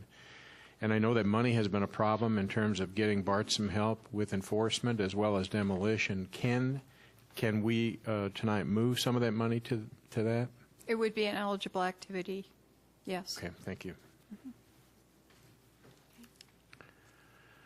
Are we limited on how much can be demolition? I thought it said we had to be within a certain percentage. I'm not sure I'm tracking with you. Where? Eligible activity Yes. of the funds can be used for demolition, but Yes. I thought it could not exceed a certain percentage of use of funds for demolition. I don't recall that that's the Okay. case. So there's not a limit there? I don't recall one, no. Okay, thank you. Yes. I had a question of the attorney. Okay. That would be you. This recommendation for the allocation to Majestic Cleanup, but currently the city is not planning the cleanup. We're trying to seek enforcement from ADEQ. Is that correct? That is true. So at this time, we don't know that we will be responsible for that. It's true. We also don't know that we're not going to have to pay for it. But the estimated cost is how much? North of $1 million. So the 87,000 is not Drop in the bucket. much. That would have to come from reserves or somewhere else. Essentially, Bill. I understand the concern with using this money on the Majestic. However, there is a safety component to that. And Kathy, correct me if I'm wrong, we're not under the gun to spend this particular amount of money. So I don't know if it has to be allocated tonight or part of that annual action plan that we use it for that. I would recommend that we set this money aside and we come back to the board should we need it. Should something happen there and we have to test that site to make sure that air quality is where it needs to be for the safety of the citizens in that district, then we need money to do that. We don't currently have that within our coffers and within our budget. Now, we can go back and look through other avenues to try to pull that out of some type of a reserve if it's there. But I would suggest if you don't want to appropriate it to the Majestic tonight, to at least hold it in an area that we can come back to the board should that take place before we get through what's taking place with the owner of that facility on the cleanup. Doesn't necessarily mean we have to use it, but at least there's something there should something come up. We've done some air monitoring tests that came back without any issues, but as they start disturbing that site, we may have to do additional testing.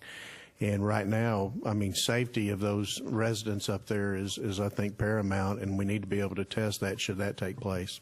That's just a recommendation. I was wondering also, I think we've already condemned the place. We've passed all that. But isn't there a fine per day for not complying with what we've requested to do to the people who own the property that's out of compliance? No. There's no daily... Well, I mean, there are district court fines that can be imposed for the dilapidated building, but the condemnation process authorized the condemnation and the demolition of the property for them to do. for them to have the opportunity to do within the first 30 days. That didn't happen, and so the authorization to do the demolition is on the city. There's not necessarily an obligation on the part of the city. However, we have a sensitive situation down there with regard to safety, hazardous issues. Clearly, that's within an economic engine of the city. I understand the concerns of those in the neighborhoods. We've got the Park Avenue Neighborhood Association, the Whittington Valley Neighborhood Association, and that behemoth is right in between the two of them. But you're not getting any complaints from either of those organizations Until they about it. start dying off from. Well, that's true. But I see it every day, twice a day and more. The way that the resolution is worded currently, it is a contingency fund. So if you care to leave it there with a contingency element to it, you can always reconsider that allocation of the money later once we know what direction we're going to be able to go, if any, with EPA and ADEQ. And that'll be a year from now. Obviously, that is our preference. We would like for the state and federal agencies to handle this as an enforcement matter so that the taxpayers' money is not utilized to clean up somebody else's mess. But until we know that, we don't know it. Question. Bill or Lance, I know initially you had requested $450,000 for this. Where did you come to this $87,000 number? How did that happen? That was CDAC that basically recommended that be used for that purpose because it was additional monies that came in that they did not know that they were going to have. Again, we could spend $1 to $2 million up there. I mean, it's going to be significant. However, there's still things that need to take place through a Phase 2 assessment and other issues that are going to take some additional time. As you're dealing with any federal agency, should it be the EPA or even DEQ, and part of that's been slowed some with the tragedies that we've had in Bologna and Mayflower. It has slowed our project because that staff is working, in those areas. So this money, it will not go very far in any type of a cleanup effort for the Majestic. What it will do is help us test the site and make sure that there's no safety issues as we move through the process and go through an additional waiting period, should we need to do that. Question. City Attorney, why would I clean up my mess when I think you're going to clean it up? Think about that. And you said $2 million? Could be. We don't even have, that's a penny to 100, isn't it? This money, I can't count. Okay, I'm not sure if I understand the reason for your question. Are you asking, is this money going to be given to the property owner to clean it up? Well, why wouldn't it? No. This money is not going to go to the property owner to clean it up. This will be used by the City of Hot Springs to do what the City of Hot Springs said it was going to do when it condemned it. Okay. Mayor, based on feedback and what information I received on calls from the public also, I move to amend R 1483 as follows: to reallocate the $87,254 from the contingency fund to the contingent projects that were identified in R 1482, the first three, sidewalk and ADA improvements on Market Court and Quapaw, $6,525. Sidewalk and ADA improvements on the south side of Prospect Avenue, $43,046. Baseball Trail Park, baseball infield repairs, $12,000, and the balance of $25,683 for demolition of condemned buildings. Second. Wait a minute. Can you just run that by me one more time? I finally found the sheet of paper. Just say it again. Okay. The first three projects that are listed in the contingent projects, those first three that are listed there, and then the balance of $25,683 for demolition of condemned buildings. I second that. Already did. Becca already did. Oh, I beg your pardon. You can third it. I can't hear you. And you're saying to put that over here on the contingency one? Yeah. Remove it from contingency fund and allocate it to those four items I mentioned. Okay. The first three contingent projects and then the balance to demolition of condemned buildings. So you're saying the first three would be the City Quapaw Prospect Sidewalk and ADA, City Quapaw Prospects Sidewalk and ADA on Prospect, and then the Whittington Valley's Baseball Trail Park. 12,000.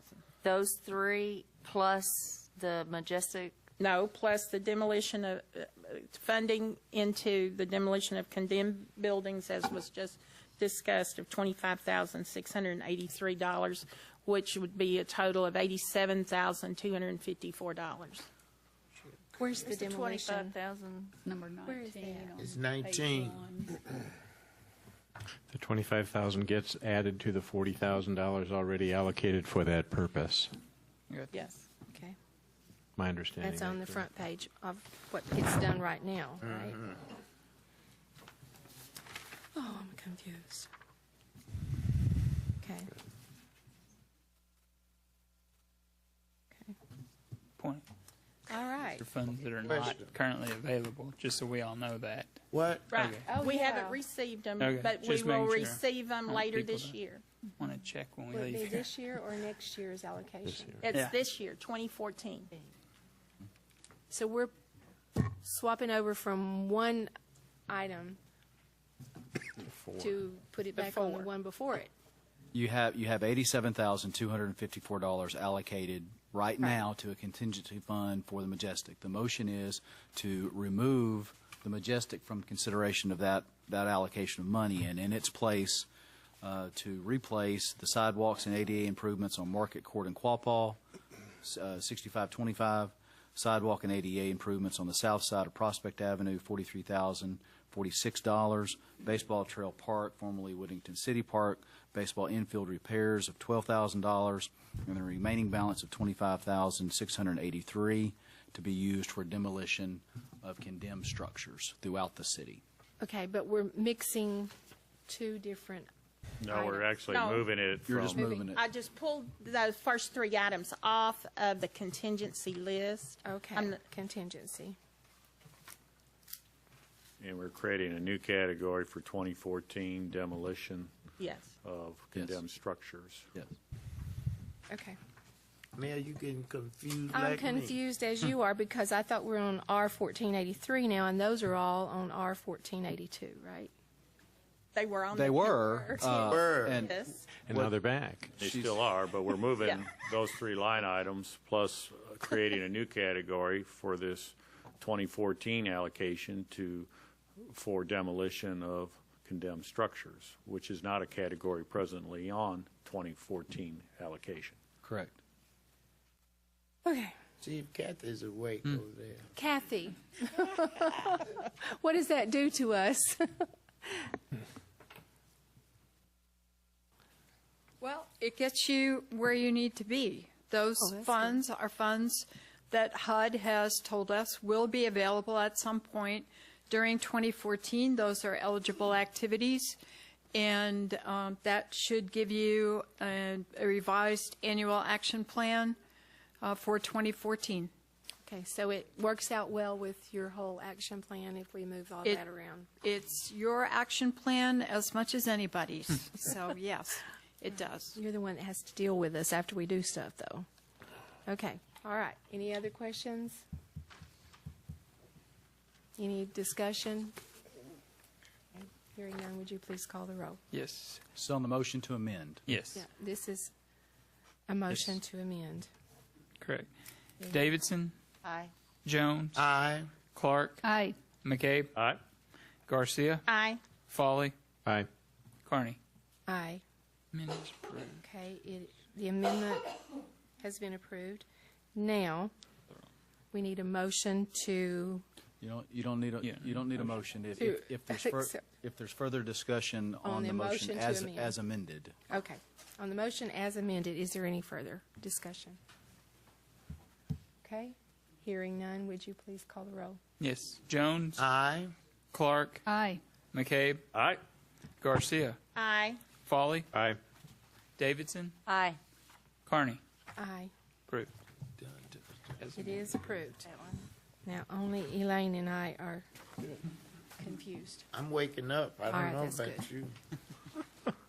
The Can I- next, yes. Excuse me, Madam Mayor. May I ask a question of the city management? And that is, you talked about the need for having some funds available for looking at that site and having it tested. Do you not have the funds to do that, or do we have to allocate some special funds for that, or what? I mean, this is a citywide responsibility, so. The need does not exist now, but it could as Okay. activity starts. If that so happens, we'll come back to you. Okay, great. Thank you. They'll cut your salary. Okay, more. Okay, the next item of business is to consider resolution number R1484. Council, would you please read the resolution by title? Mayor, that's item 28. Oh, that was 28. 28 was removed. Cultural norm policy. I didn't mark it out. Okay, the next item of business is to consider resolution number R1485. Would you please read the resolution by title? Resolution R1485, a resolution approving the 2014 annual street paving program. That concludes the reading. If now, entertain a motion and a second to adopt and have discussion, if any. Do we have a motion So to adopt? And a second? Second. Thank you. And we have Mr. Carnahan. Thank you very much. When I first came to work with the city, we had just passed a year when the city had $0 that they were able to budget for street repairs and improvements. That year, the next year, we had $450,000. Last year, $600,000, and this year we have $600,000 again from the general fund. But we've also been blessed with $479,000 from the half-cent highway improvement program sales tax that the people of Arkansas passed last year. So now we have this year $1,079,500 that we can use for not just overlays, but for overlays and street improvement projects. And by that, I mean that as we're doing overlays, if there are no ADA ramps on the sidewalks where we're working on that street, we're going to add those. If there are broken sidewalks or gaps in the sidewalks on those streets that are on our paving list, we're going to repair those while we're there. We're also going to take advantage of some opportunities that have come up. For instance, Hollywood Street is on our list, and the National Park Medical Center is making some improvements to. They're taking out some driveways and building a new boulevard entrance and changing the sidewalks and curbs. So we want to use this opportunity to improve Hollywood Street in that area to the kind of street that our master street plan wants it to be, and also to see if we can connect to the Greenway down below at Hollywood Park, just down on Shady Grove Road and up the hill to on Hollywood up to Malvern Avenue. So there are a lot of opportunities there. So these are mostly overlays because actually a lot of the streets in the city, some of them don't even have sidewalks at all. So in those cases, we don't feel like economically we can take paving money to just start building sidewalks. We don't think that's the intent of this. But where the opportunity exists, we're going to incorporate those into the plan. So we have a list here of primary street segments and alternatives. We think that we'll pave all of these. But we made some on an alternate list just to give us some flexibility as we move through the program. We actually have other opportunities that might come along. We might get another state aid street awarded, for instance, and in that case, we would come back to you and ask to use part of the money to be a match for that state aid street. So that's why we create that alternate list. I do have one change. Originally, I handed you a list that included Shelby Street, but now our water and sewer department have some utility problems there. So for about the same amount of money, we would like to replace Shelby with Blackhawk Lane, and the list that you have in front of you tonight should have Blackhawk Lane on the alternate list at the top of the page, top of page 2. So that's all I really have, unless you have some questions. Yes, ma'am. And I know you have answered this, Mr. Carnahan, but just for the viewing public, there are some streets that would be on the list, just like the one you mentioned for Shelby, and there's other streets that they are either scheduled for utility work or they just completed some street cuts, and that you have to wait amount of time, and that they would not be eligible till next year to properly do the work that's needed. Is that That's fair? exactly right. It makes sense if you think about it. The streets that are oldest and worst streets need repair the worst. Underneath those streets are the oldest water mains and the oldest gas mains. So when you see all these cones in the road and merging traffic and construction ahead, you'll notice that, boy, there's a lot of those streets that I wish the city would repair. And we need to wait, though, until that construction is completed. A lot of this neighborhood over here by Valley Street and Malvern, they're doing those this year, so we're going to wait a year, as you said, let everything compact and get in place, so maybe next year we'll have more of those streets on the list. Exactly right. That's a great point. Thank you. Yeah, Gary, on the alternate list, we have maybe 15 streets or so. And can you, again, restate the likelihood of these being paved in this current year? Unless something changes, another opportunity comes along that we would bring back to you that would kind of change and we intend, and we have enough money right now to pave all of them. Okay. So if there's any significant change, we'll come back and let you know about it and ask for your approval. I know some of these, at least one of these on the alternate list has a hole big enough to grab some of these cars, and you might not see it. That's exactly right. You have to, it's a 2-lane street, but really you can only drive in 1 lane. If you meet another car, you have to take turns. And Golf Links is awesome. Thank you, thank you, thank you. Well, appreciate you saying that, but we want to, again, the half-cents, the highway bill that was passed, that money came from there, and so the statewide sales tax, and we were fortunate to be awarded a state aid street program, and we hope that we'll have another one coming up, although there's about 500 cities in Arkansas, and they're all have their name in the hat. Thank you. Okay. Any other questions? Okay. Any other discussion? Nobody signed up for that, did they? Paving streets, we're happy. Okay. I might just mention that on those state aid streets like Golf Links, it's a real value for the city because we only have to pay 10% of the cost. That's awesome. Yeah. Great. Real bargain. Okay. All Thank you. right. Thank you. Thank Would you. you please call the roll? Yes. Davidson. Aye. Jones. Aye. Clark. Aye. McCabe. Aye. Garcia. Aye. Foley. Aye. Carney. Aye. Adopted. It is adopted. Okay, the next item of business is consider resolution number R1486. Would you please read the resolution by title? Is that it? 86? Rules. Oh, it's not here. Not for. This is, Do we have to Kristen suspend the Daenerys, correct? rules? Oh, I'm sorry, I that's jumped how you ahead. say Yeah. That's okay. I do that. I jumped ahead. Resolution R1486, a resolution awarding a contract to Christ Engineers for certain professional services, engineering services for water system improvements. That concludes your reading. If now entertain a motion and a second to adopt and have discussion, if any. Do I have a motion to adopt? Is there a second? Second.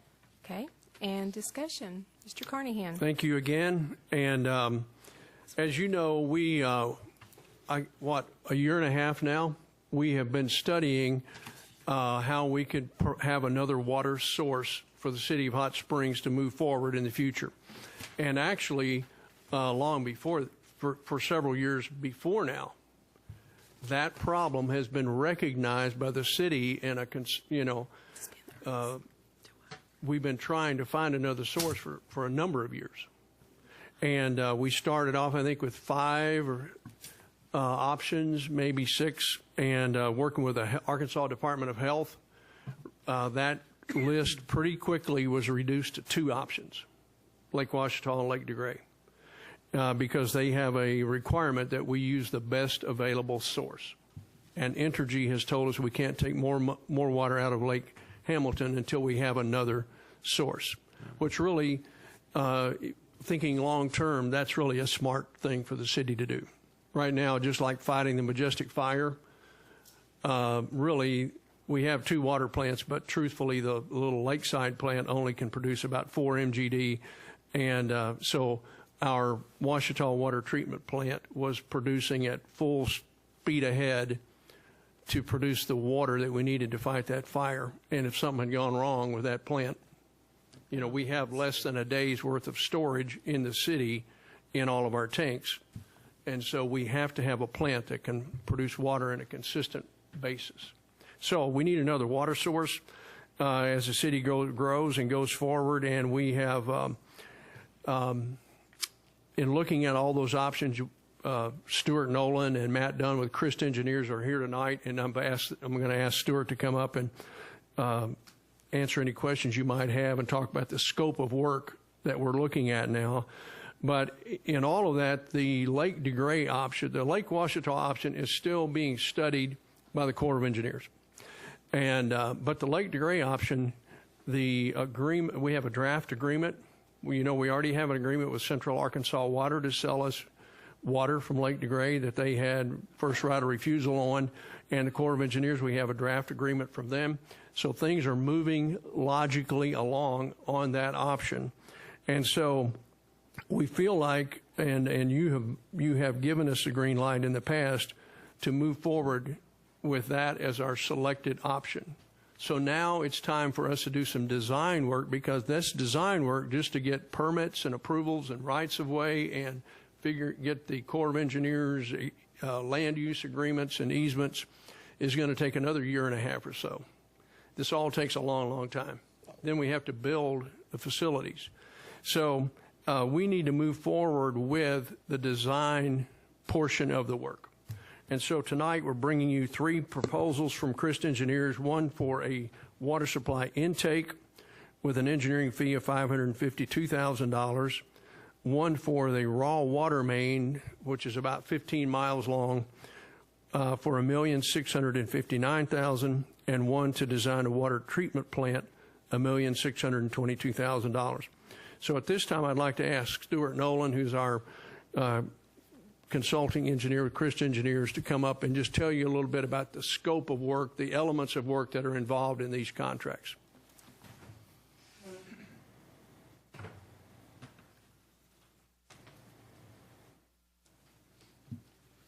To tell you the truth, Gary gave a good summary.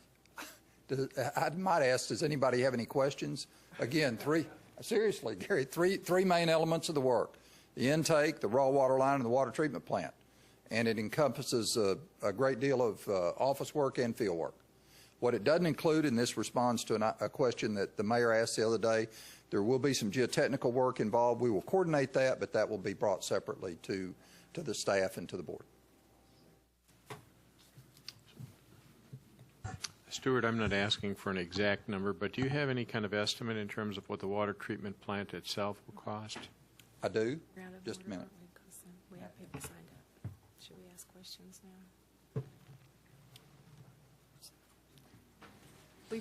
We probably need to wait a few minutes before we get into our discussion. We have people signed up to speak, and then we will call you back to answer questions from the board. Sure. Okay. Okay. And not now then. Well, go ahead with that one, and then we will not open up for the directors until after we have the city people. Our latest estimate for the water treatment plant, and it's a 15 million gallon a day plant, is $22,368,000. Thank you. That's for construction. Thank you. Okay. Do you have anything else you want to tell us before we let people come and speak? Is there any? Not anything that you haven't already heard, I don't think. Okay. Yeah. All right. Okay, we have Dan Lewin.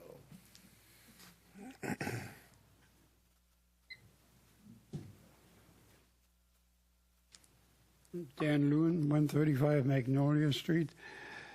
We just went through water fiasco one time that cost us $6.5 million for research and stuff. And I can't believe, we're going to go through it again. But I can say one thing. The way I understand it is last time when we had that real strong heat wave, we only used 80% of our capacity then. And since our city is losing population every year, I can't understand why we're going to need more water, instead of less. And the thing that really bothers me is, I know we've calculated, we heard what it's going to cost to build the pipeline and to the plants. But what I want to know is, what is this going to do to our water bill? The way I look at it is we're going into something right now that is projected for 2030, which I don't think I'll be around at that time anymore. But, why do we, what is going to, makes you think that we're going to have such great increase in population by 2030 over what we have now? So, and why do we need more water? And the way I understand it is that and until we run over 80% of our capacity, we don't really need another water plant. And, this is what I don't think we ought to jump into anything like this, because I'm really leery, because last time we wasted $6.5 million on it. And I don't see where it's needed, all that studying. And why degrade? Why not just take it out of Ouachita and wait for the civil engineers, to give us whatever allotment they want to give us and take it from there? Because it seems to me like we can get it a lot cheaper from the Gray than all the way from Ouachita than all the way from the Gray. So I think the city ought to be very careful what we're going to jump into, because I sure don't want to see my water bill go up anymore. I'm already paying over $70 to take a bath, and flush my toilet, and that's pretty tough.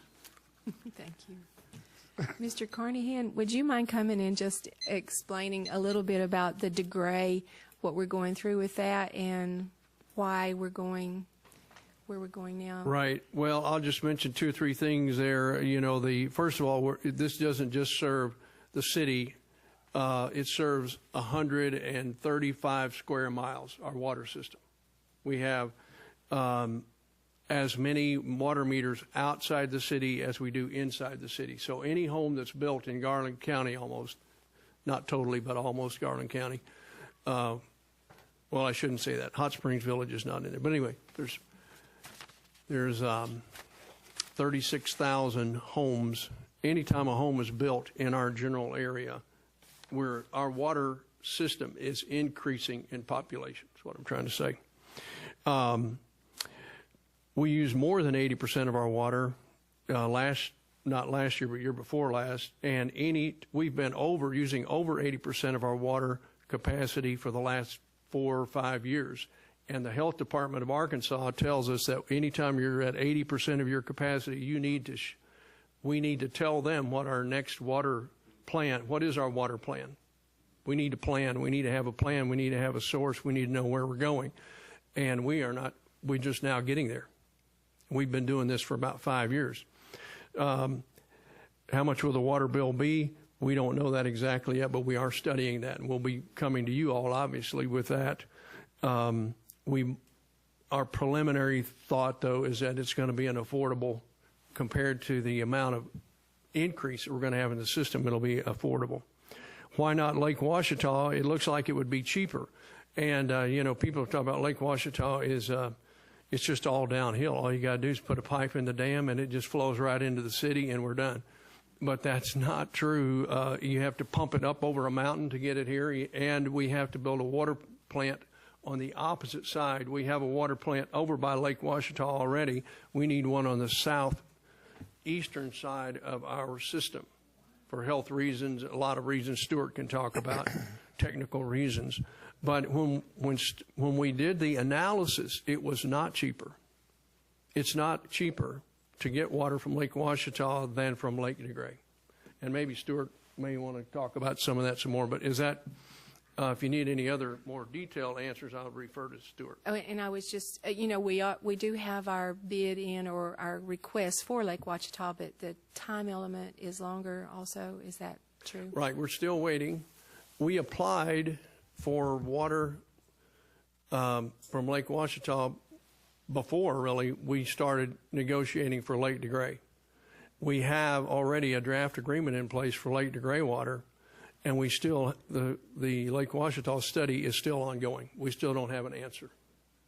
So we don't know where we are on that. So we're, but again, I think Stuart has a really good matrix of all the factors that we should take into account, where we carefully compared Lake Ouachita and Lake DeGray as water sources. We studied that, and I know it's been a few months, so maybe we should bring that out again. Might be wise to do that. But in comparing all of those different factors, Lake DeGray was the obvious choice for several reasons over Lake Ouachita. Even though I know in people's minds Lake Ouachita is closer and everything, but if you think about it, if you want to get in your car and go to Lake Ouachita, when people think about going to Lake Ouachita, they think about going to the dam, Blakely Mountain Dam, but that's not where we get the water. We have to go upstream into Lake Ouachita, 2 coves up into the lake. And so to get in your car right now and drive to that point where the health department said, okay, and the Corps of Engineers said, here's where you can get water out of Lake Ouachita, it will take you just as long to drive there as it will take you to drive to Arley Moore, the very the very northernmost cove of Lake DeGray is where we can get water out of Lake DeGray. So if we got in our cars and took off and call me when you get there, I'd probably beat you to Lake DeGray before you could get up to this cove up on Lake Ouachita. It's not as close as it seems. And I know it just intuitively it doesn't make sense, but in a real world measurement, it is. Okay. Okay. Thank you. We still have more. We may ask you more questions, and we'll have our time. Don Morphew.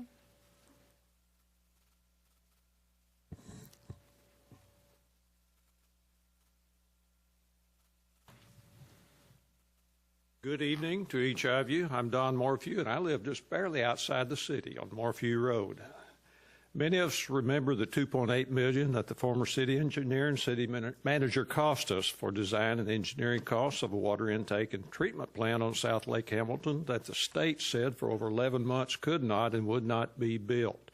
I think we all agree that that money was wasted, money totally lost but paid for by the water and wastewater customers of Garland County.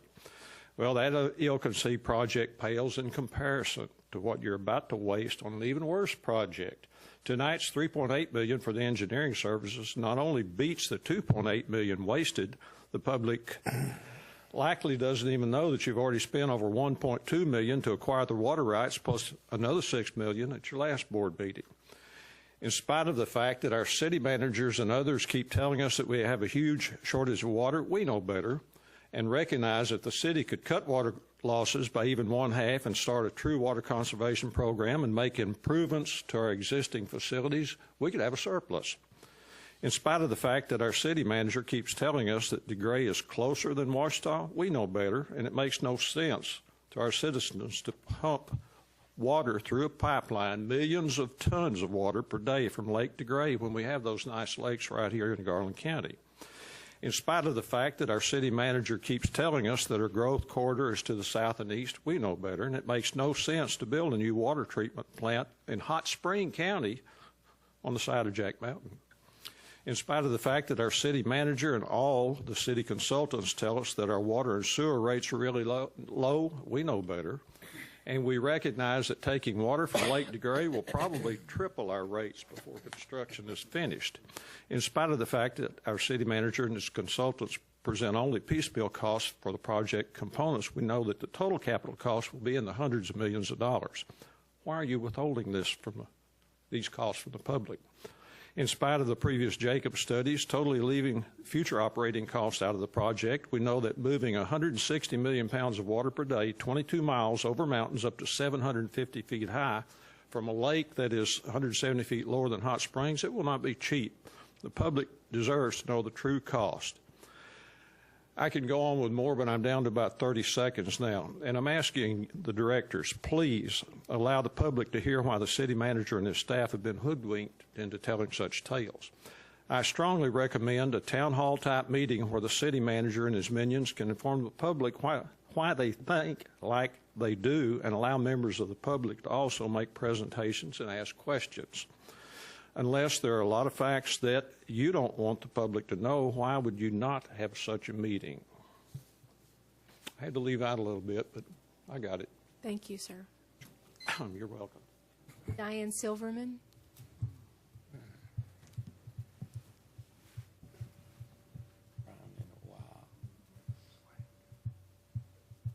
Hello, everybody. Diane Silverman, 1404 Cedar Glade Road. Excuse the bandage on my nose. It looks like I lost the fight, but I won it. I'm here tonight representing several people who couldn't be here.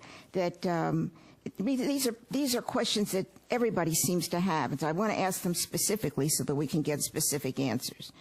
People are concerned that as you heard from the prior speaker, that Lake de Grey project will be deja vu all over again, wasting ratepayers' money on a failed project. That may be because it is not a good project, or it may be that people just don't know enough about it.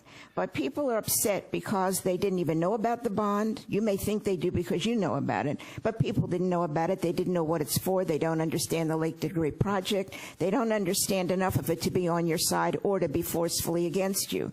So I think that's a mistake on your part. You need to do something to turn that around. This is a very big project. People have a bad taste in their mouth from the South Lake Hamilton project. They don't have a lot of faith, and I don't see why they would have any reason to have faith since they don't know about it, and they only know the last issue, which was really bad. You've stated that the Southeast Corridor is the hot growth area. No one can understand why you're saying that. What do you envision that substantiates that prediction? Because nobody gets it. Do you get that question? Thank you. Both ADH and CRIST have stated in writing what we proved the last go-round, which is that we are not imminently in danger of running out of water. We have heard that way back since Kent Myers, when every time summer, oh my God, we're going to run out of water this summer, it's going to be terrible. Hasn't happened yet. There are certainly conservation projects. Are you planning any? You can take water on one side of the street and you can wash your car on the other side of the, I mean, there are things that other cities do to conserve water before you go out and decide to spend millions of dollars on engineering for a project that most people think is not the right kind of project from whatever it is, Hot Spring County. So since ADH and CRIST have both said that when you're at 80%, and they have figure 9 in their presentation that shows you when 80% will be, and it clearly shows around 2030, and the 2030 is the time to plan for 2060, and we're not even at 2030 yet.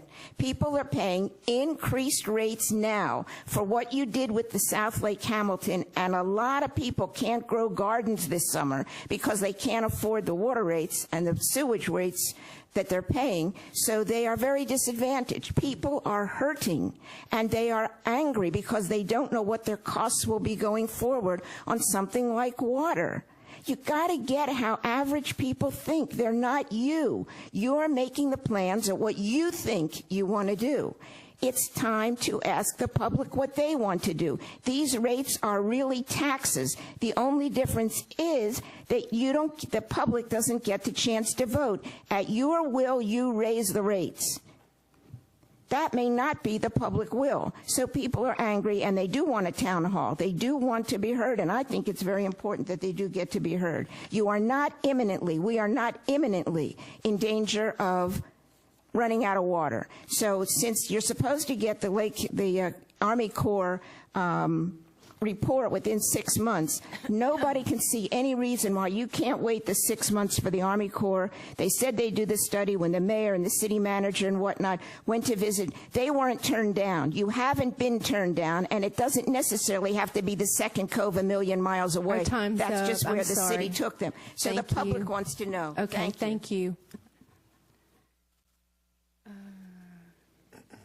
Barbara Annabelle. She left. George Pritchett.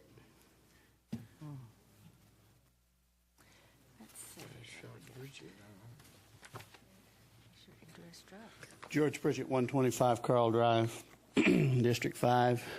Now, this is a tremendous burden that we're about to place on taxpayers. We want to double our water capacity. In 2000 to 2010, we only increased the population in Garland County totally by 9%. The city's remained stagnant for 3 decades now. So we're talking about the county, as Gary mentioned, but we're talking about building a water plant that will double our capacity. That's going to virtually double our rates because you're going to double the number of employees. You'll build efficiencies into it. We're going to spend a lot of money. Rates are going to go up. And you have no assurance that the population is going to grow. I suspect if it grew 10% from 2010 to 2020, it would be a big surprise. We're still a destination city. We don't have a lot of jobs coming here. This water is not going to attract more or less people. We're just going to do the same thing. As someone said, deja vu all over, our 2030 plan. Let's look at our own 2030 plan. Tell me where the people are coming from, and if they're going to come here and they're going to live here, where the hell are they going to work? I just haven't found those good jobs yet. And building to the south, on Saturday, you're going to auction off a condominium complex out by the fish hatchery that the owner or the developer's broke. I mean, there's not anybody standing down there. You go on down to Legend Homes. They're rented. They didn't ever sell them. They didn't sell out. Project after project has been delayed. 10% population growth would take us still only to 110,000. We'd have 10% more people, and we'd have 100% more water when we complete this project. Now, if we look at that and even extrapolated it 10% more, in the second time, we'd still only be at about 122,000 people, and we'd have 100% more water than we have when we had 100,000 people. Makes no sense.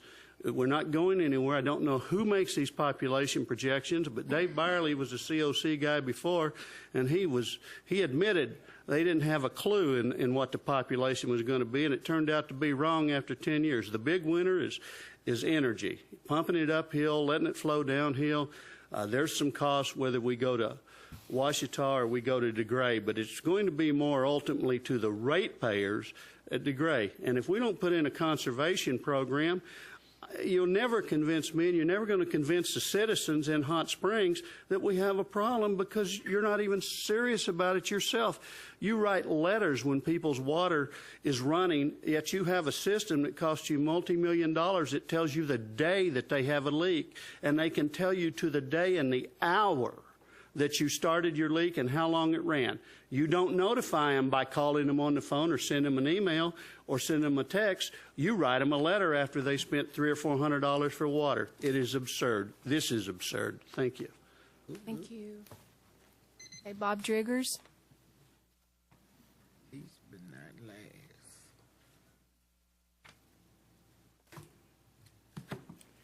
Yes, I have a somewhat inflamed voice box, so I hope I will be able to make it through this. But I'll make my request first in case I don't. And my request is that you have some workshops, town hall type sessions, to fully inform the public of the scope and magnitude of this project and how it's going to be paid for. And in my personal humble opinion, I will tell you, I think this is the most poorly conceived project I've seen in many, many years. And yes, I did run a water system at one time in my career. And I know that water doesn't flow uphill like some of these people are trying to convince you. And I do believe that, looking at all of you, I think you sincerely believe DeGray is a good ideal. It's impossible to tell you all of the things wrong with DeGray in 3 minutes of time. So I would recommend one thing to you. I will even do this. I will challenge your engineers, your entire engineering department as well as your consultants, to debate myself and a hydraulics engineer in a public forum and let the public decide, is this a good ideal, is this a poor ideal? I'll bet money on us coming out proving this is the poorest ideal you could come up with. And it's going to be the most costly from the standpoint of operational costs. The power cost is going to take to get 160 million pounds of water from DeGray. That's a 170-foot pool elevation lower than Ouachita is. You know, those are facts. And there's a few rocky mountains between Jack Mountain, which is a ridiculous place, by the way, for a water treatment plant. But there's a few rocky mountains in areas you've got to traverse, or probably tunnel. But I can give you probably 50 reasons why it's a poorly conceived idea. I would like that opportunity to do so, and I strongly, on behalf of all the ratepayers of this city and county, please have some work sessions, have some town hall sessions where you take some public input for a change. Thank you. Okay. Now, city board discussion. You want to bring Mr. Carnahan back up, or who would have any questions? Or Chris? Mr. Nolan? Yeah, Chris Engineers. Yeah. I'm sorry. Okay. Yeah. Does, in this design, that includes the design of the water treatment plant, and is the location already included in that? Or is Yes. And what was it listed out in here? In your agreement? Where the location, your recommended location? We have a recommended location. It's referred to as water treatment plant location number 2, and it was chosen because of the elevation of it to try to minimize the energy requirements, not so much of the raw water pumping, but of the finished water pumping and delivering it to the city. And we've looked at that pretty carefully. It's on Ross Foundation property. There's a couple of locations there, and another one that the city has offered to as an option, and we're still looking at all 3 of those, but there's one that we've offered as perhaps the preferred one. And the location of the water treatment plant, it was my understanding it was more to have redundancy if there was a problem at the current location. Karen, there's several different reasons that it's important to put it on the south side of the city. Redundancy is one of them. Reliability is another. It provides redundancy of source between 2 different river basins. And it also impacts water age on the eastern side of the city, and there's been trihalomethane problems over there. So and I can't say that alone will solve that problem, but it'll go a long way toward doing it. And some other parts of the project that we have proposed will also address water quality issues. That's one of several items that we've got included in the design that will address water quality issues. Okay. And I had seen some information from the health department, but it was I didn't see it right in here, but it was my understanding that all of this had been communicated with the health department. All of it has. And was approved by the health department. That's correct. They've approved it up to the point of submitting plans and specifications, which also need to be approved. And prior to that, they were asking what our plans were going to be. That's correct. Yeah, we've engaged the health department in each step that we've taken. And I think Gary mentioned that we started out with 5 or 6 different options. It fairly quickly narrowed to 2. We had one location as close as we could make it to the city approved for an intake on Lake Ouachita. We had 3 different locations approved by the health department on Lake DeGray, and we are choosing to develop the one that's closest to the city to minimize raw water line cost. Thank you.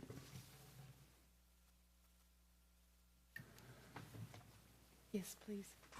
Mayor, I'd just like to point out that, you know, we've heard a lot of comments tonight that makes it sound like we've had some covert operation to build a water plant, and that's not the case. And I think our viewers need to know that we have vetted these locations. We have been very transparent in what we've been working with, whether it be Lake Ouachita, Lake Hamilton, or Lake DeGray. We've had numerous meetings with a lot of different groups. Anybody that we went on a road, you know, out on the road with this, to any group that would listen to us speak, we have given documentation to anybody that wanted a copy to some that spoke tonight, they've received copies many times as we move through this process. Anyone that wants a copy of the information on how we're coming to the decisions that we're making, we want you to have that information. We'll be glad to get it to you. You can call my office at 321-6860, and we'll get you that information. There is nothing covert here. Everything has been transparent. We are in need of future water, not only for ourselves, but our children and their children. This water won't be there in the future. We'll be lucky if somebody in Texas doesn't have this water, and we think we're a long way from Lake DeGray. They'd love to have it. People would love to be in our position. So tonight, I want our viewers to understand that this is a very positive thing for our city, that we've made it to this point.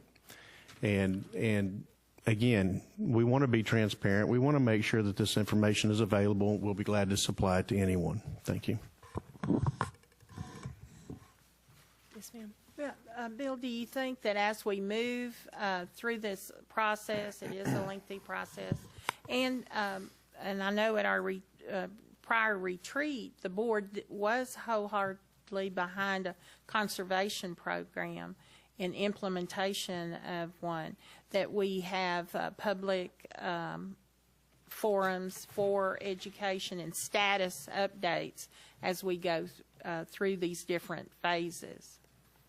Certainly. I mean, as we move through these phases, and we've had meetings as we've gotten to a point to where we could update, and this is one. As we begin this process, we've communicated this to many groups out there as well as the board that we're to this point, and actually the direction was to move towards DeGray. Things can change as we move through the process, and we realize that. We are still working both angles. We want to sew up the supply of water from both Lake Ouachita and Lake DeGray. As we look at those options now, Lake DeGray continues to be our best option, the option that we can obtain the soonest. And as we look at those costs and we look at the payback of going to one or the other, it's really 6 and 1.5 dozen.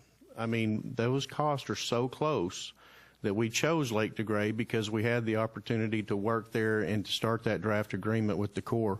We don't know what the results of the study will even come back and say when it comes to Lake Ouachita.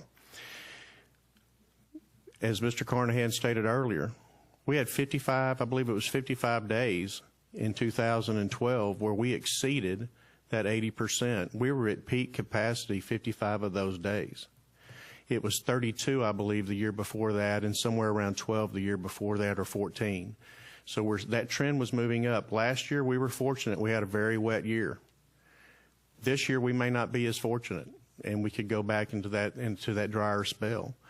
Water conservation is important, and I've talked to our utilities director. We'll be bringing back some water conservation activities, but I want everyone to understand that we do have water conservation measures in place. We have tiered rates that control some of the water usage based on those. If those that want to use more, they're going to pay a higher rate. So we do have some water conservation measures in place. It's not like we do nothing. So I think it's important that our viewers know this, that we do look at this on a daily basis. So I appreciate that. And just clarification on the most recent bond issue, all of that was not for this project. It wasn't about $2.8 million went to the current water treatment plant projects, and we refinanced. Would you clarify Sure. that? About half of the available bonds after we did the refinance were to improve our current water intake, which is our plant at Lake Ouachita. We call it Lake Ouachita, but it's actually Upper Lake Hamilton, where we're pulling the water. So, Stuart, correct me if I'm wrong, but I think it was around $3 million, 3.1 that we had, and maybe 3.6. What was that total? Do you remember on Lake Ouachita, those improvements? That's about right. So we had about $3.6 million, somewhere in that neighborhood, for improvements to Lake Ouachita, and that remainder was around 2.5 to 2.8. I didn't see that final number for what we can spend at Lake Ouachita. These agreements are a little bit more than that, and we have some other funding opportunities as we move through. But this last bond initiative, it was we're spending more at Upper Lake Hamilton, Lake Washita plant than we are for the Lake DeGray study. That answers that. Mayor, Yes. may I make another remark here? I've shared this thought with the board before, and I think it's really important. Right now, the Upper Lake Hamilton, the Washita Water Treatment Plant site, is limited as to what the city's options are there. It's also limited by the capacity of the finished water transmission line. So without building another line, the capacity of the existing line is just about to its limit. Okay, so there's dollars associated with all these things. But there's a contingent element in the agreement that the city has with Entergy that needs to be cured. Right. And one way to cure it is to either go to Lake Washita or Lake DeGray. And Bill's right. It's a relative toss-up. There are some advantages comparing the two options, and we could throw this out here, and Matt and I, or Bill and I, or Gary and I could debate, or some of these other gentlemen and ladies. We truly, you could debate either one. But there are some good reasons to go to Lake DeGray. And whether we go to DeGray or to Washita, one of the overriding goals of our study is kind of a soft element. In a way, it's soft, and that is we want to ensure that the city of Hot Springs has a water supply available from Lake DeGray, and we're on the verge of being able to do that. From Lake Washita, and we're perhaps a year away from doing that. And once one of those two is implemented, it opens Upper Lake Hamilton back up for further negotiations with Entergy, and we're going to do that. And before I leave this project, you're going to have paper, hopefully in your hand, that secures all three of those, and that water supply will be good for over 100 years. Wow.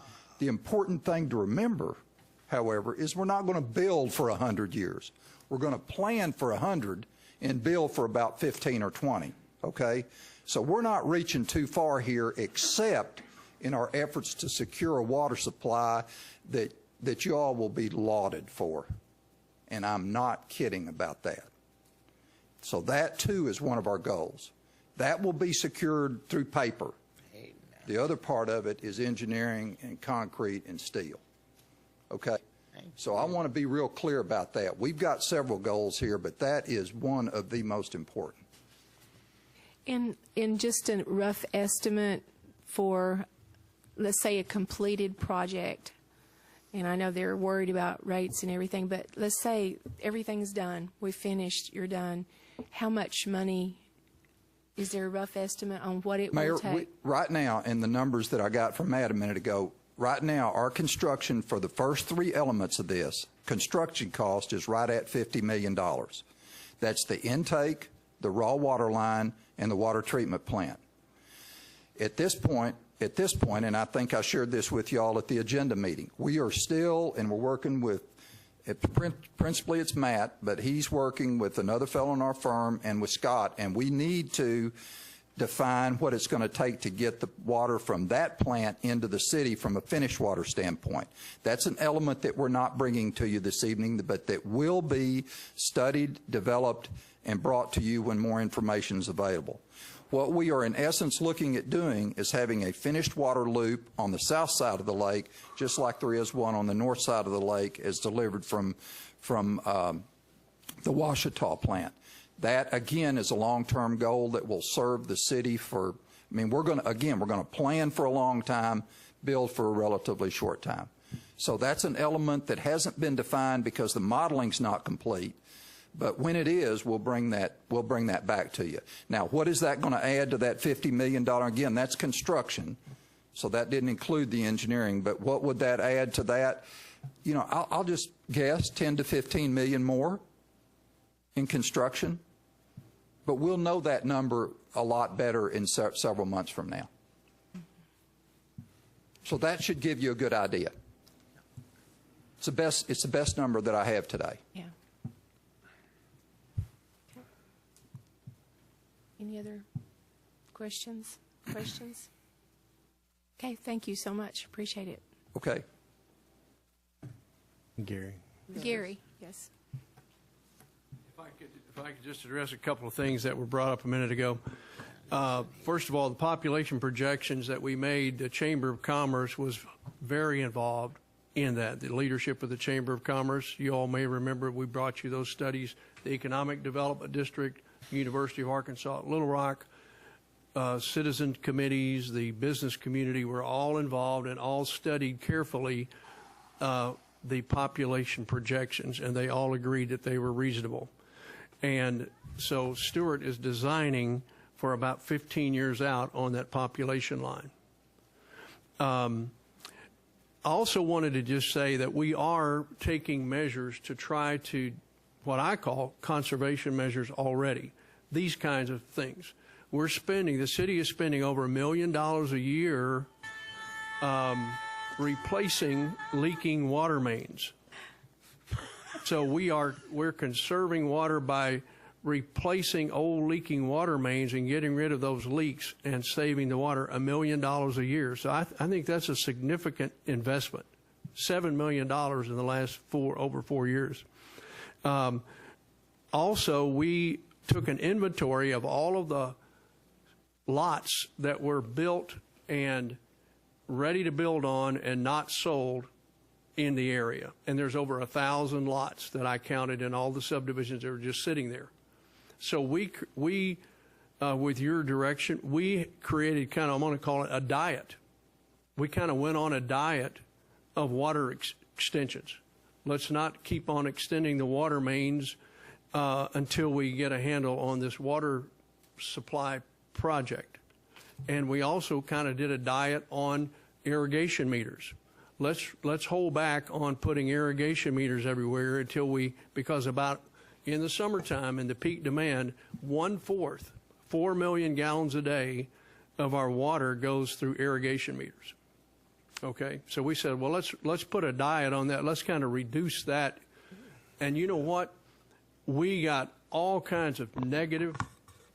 The people hated that. They hated both of those. They did not like us putting a diet on water main extensions. They did not like putting a diet on sprinkler system installations. But we did that. We just recently, though, we've added now almost 180 new subdivision lots that we approved.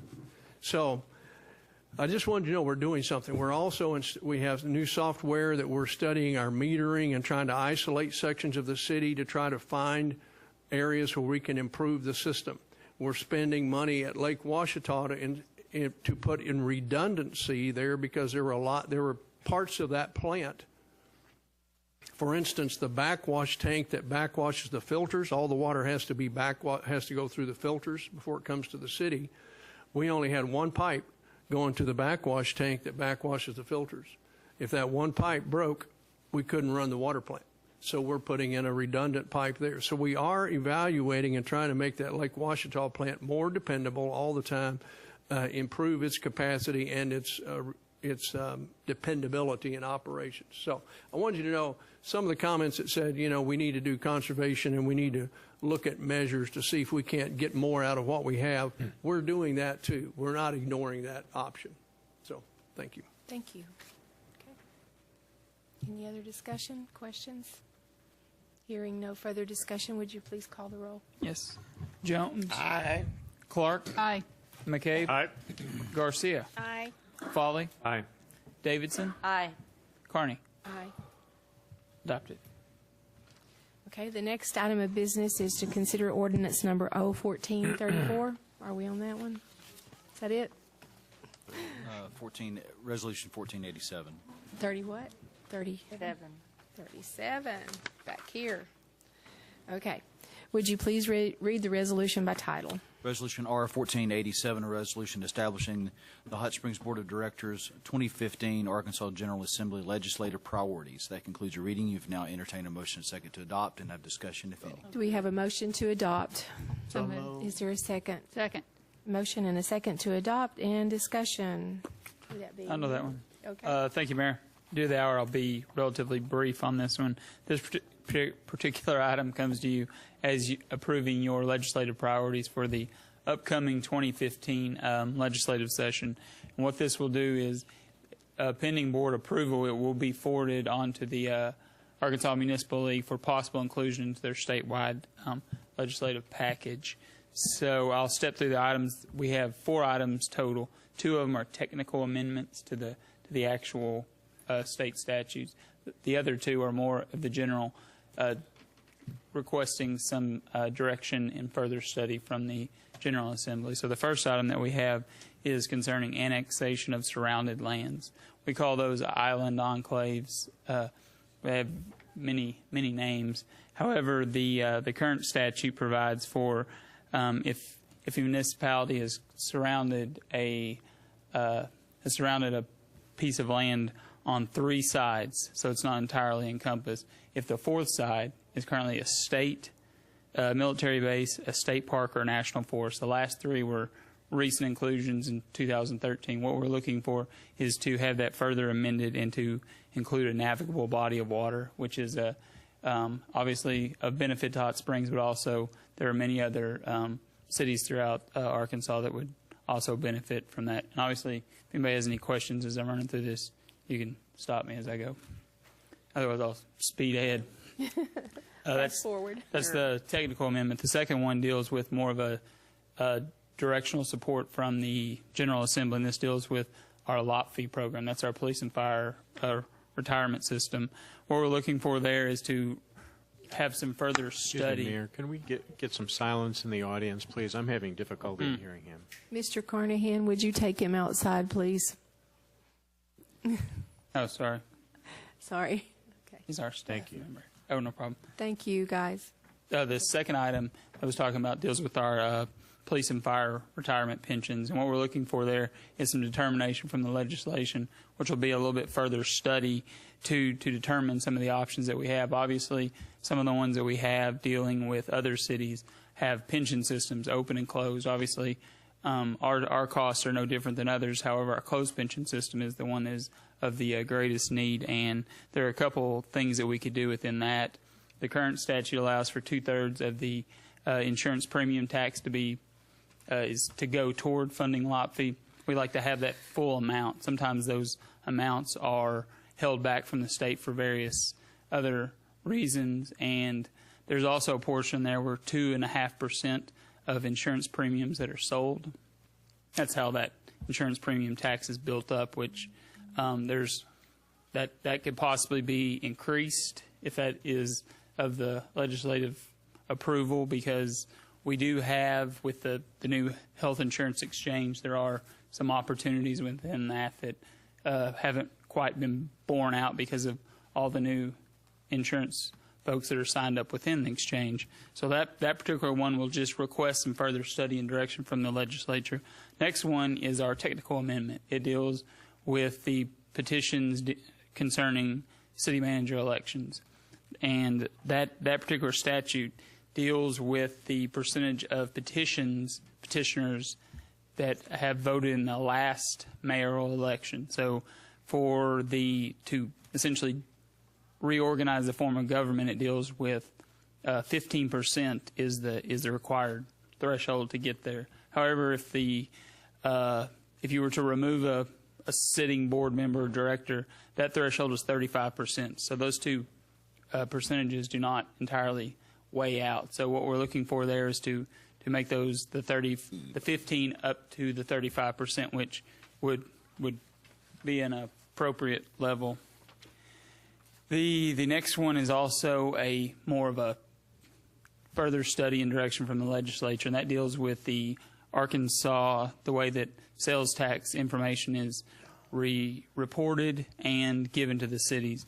We did have a little bit of a victory in the last session where the reporting is done at the category level, which is obviously, it's good, but it's not the best. So what we're looking for there, is to increase the reporting requirements on the Department of Finance Administration to list the various businesses in a workable format so that our finance department can further study and trend things, because as it is now, it would be difficult, because Dretha did send me those reports, and they would be tough to track those trends.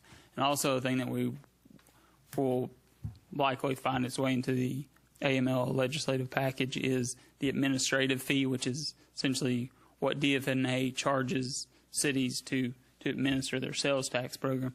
That's currently at 3%. That's a fairly high figure. The Municipal League is looking at a possible reduction or a sliding scale on that. So it's obviously something that would be of a benefit for us because that's money that's taken directly off the top. However, with anytime you start taking revenues away from the state, that obviously causes various issues as well. But that's obviously something that is of great importance to the cities and towns in Arkansas. So those are your 4 pieces of legislation to forward on to the Municipal League, presuming that that you all would adopt them. And obviously, if the board has other priorities that they would like for us to review or study, we would be more than happy to do so. And these will be dealt with at the Municipal League Convention when we Yes. go there. They'll be voted on there. In June, yes. In June. Okay. Any discussion, any questions on those? Everybody clear? Okay. Hearing no further discussion, thank you. Please call the roll. Yes. Davidson? Aye. Jones? Aye. Clark? Aye. McCabe? Aye. Garcia? Aye. Foley? Aye. Carney? Aye. It is adopted. Okay, the next item of business is to consider ordinance number 1434. I will entertain a motion to suspend the rules and read by title only. Do I have a motion So moved. and a second? Okay. Second. I have a motion and a second to read by title only. All in favor, please say aye. Aye. Any opposed? Council, would you please read by title? Ordinance 01434, an ordinance waiving the requirements of competitive bidding for the purchase of certain real property related to the Hot Springs Creek Greenway project and for other purposes. That concludes your reading. If you now entertain a motion, a second to adopt and have discussion, if any. Okay, do I have a motion to adopt and a second? Second. Thank you. And discussion? Thank you, Mayor and Board of Directors. The recommendation before you tonight is to purchase approximately 4.79 acres of land, which is a property ID number 91899, for fair market value for further development of the Hot Springs Creek Greenway Trail. A little discussion on this item. The Friends of the Parks Greenway Property Committee began working on the acquisition in around 2004. They initiated contact with the property owner, requested a donation of the land, but they received no response. So since that time, the Friends have sent multiple letters re-requesting a donation, requesting an easement, and finally an offer to purchase contingent upon budgeted funds and city board approval. The property has been in an probate estate for the past several years, and City Attorney Brian Albright has been working on with the estate attorney to reach an agreement. The offer was brought back to us in March 2014. Finally, after 10 years from initial contact, at agenda meeting I told you it was 9, but it was really 10. Yeah. The estate agreed to sell the property to the city, and the only condition of the sale is it is contingent upon the court approval since it is in the probate. Mr. Albright advises that this should be no problem, and the closing date will be scheduled as soon as possible. The property is south of Golf Links Bridge and will be in a section of trail known as the Southern Trail, and the fair market value of the property, according to Quast Appraisal Services, is $23,950. This will allow us to build another 879 feet of trail parallel to Hot Springs Creek, and it will also allow us to protect the watershed of this particular area, which is a very large benefit to the creek and the lake and the community. The total fiscal impact is $23,950. The funds are budgeted in our Parks and Recreation's 2014 property acquisition account. Okay, thank you. Any questions? Any discussion? Okay. Hearing no further discussion, please call the roll. Foley? Aye. Davidson? Aye. Jones? Aye. Clark? Aye. McCabe? Aye. Garcia? Aye. Carney? Aye. Thank you. It is passed. Thank you. The next item of business is to consider ordinance number 01435. I will entertain a motion to suspend the rules and read by title only. So move. Second. And we have a motion and a second to suspend the rules. All in favor, please say aye. Aye. Any opposed? No. Council, would you please read by title?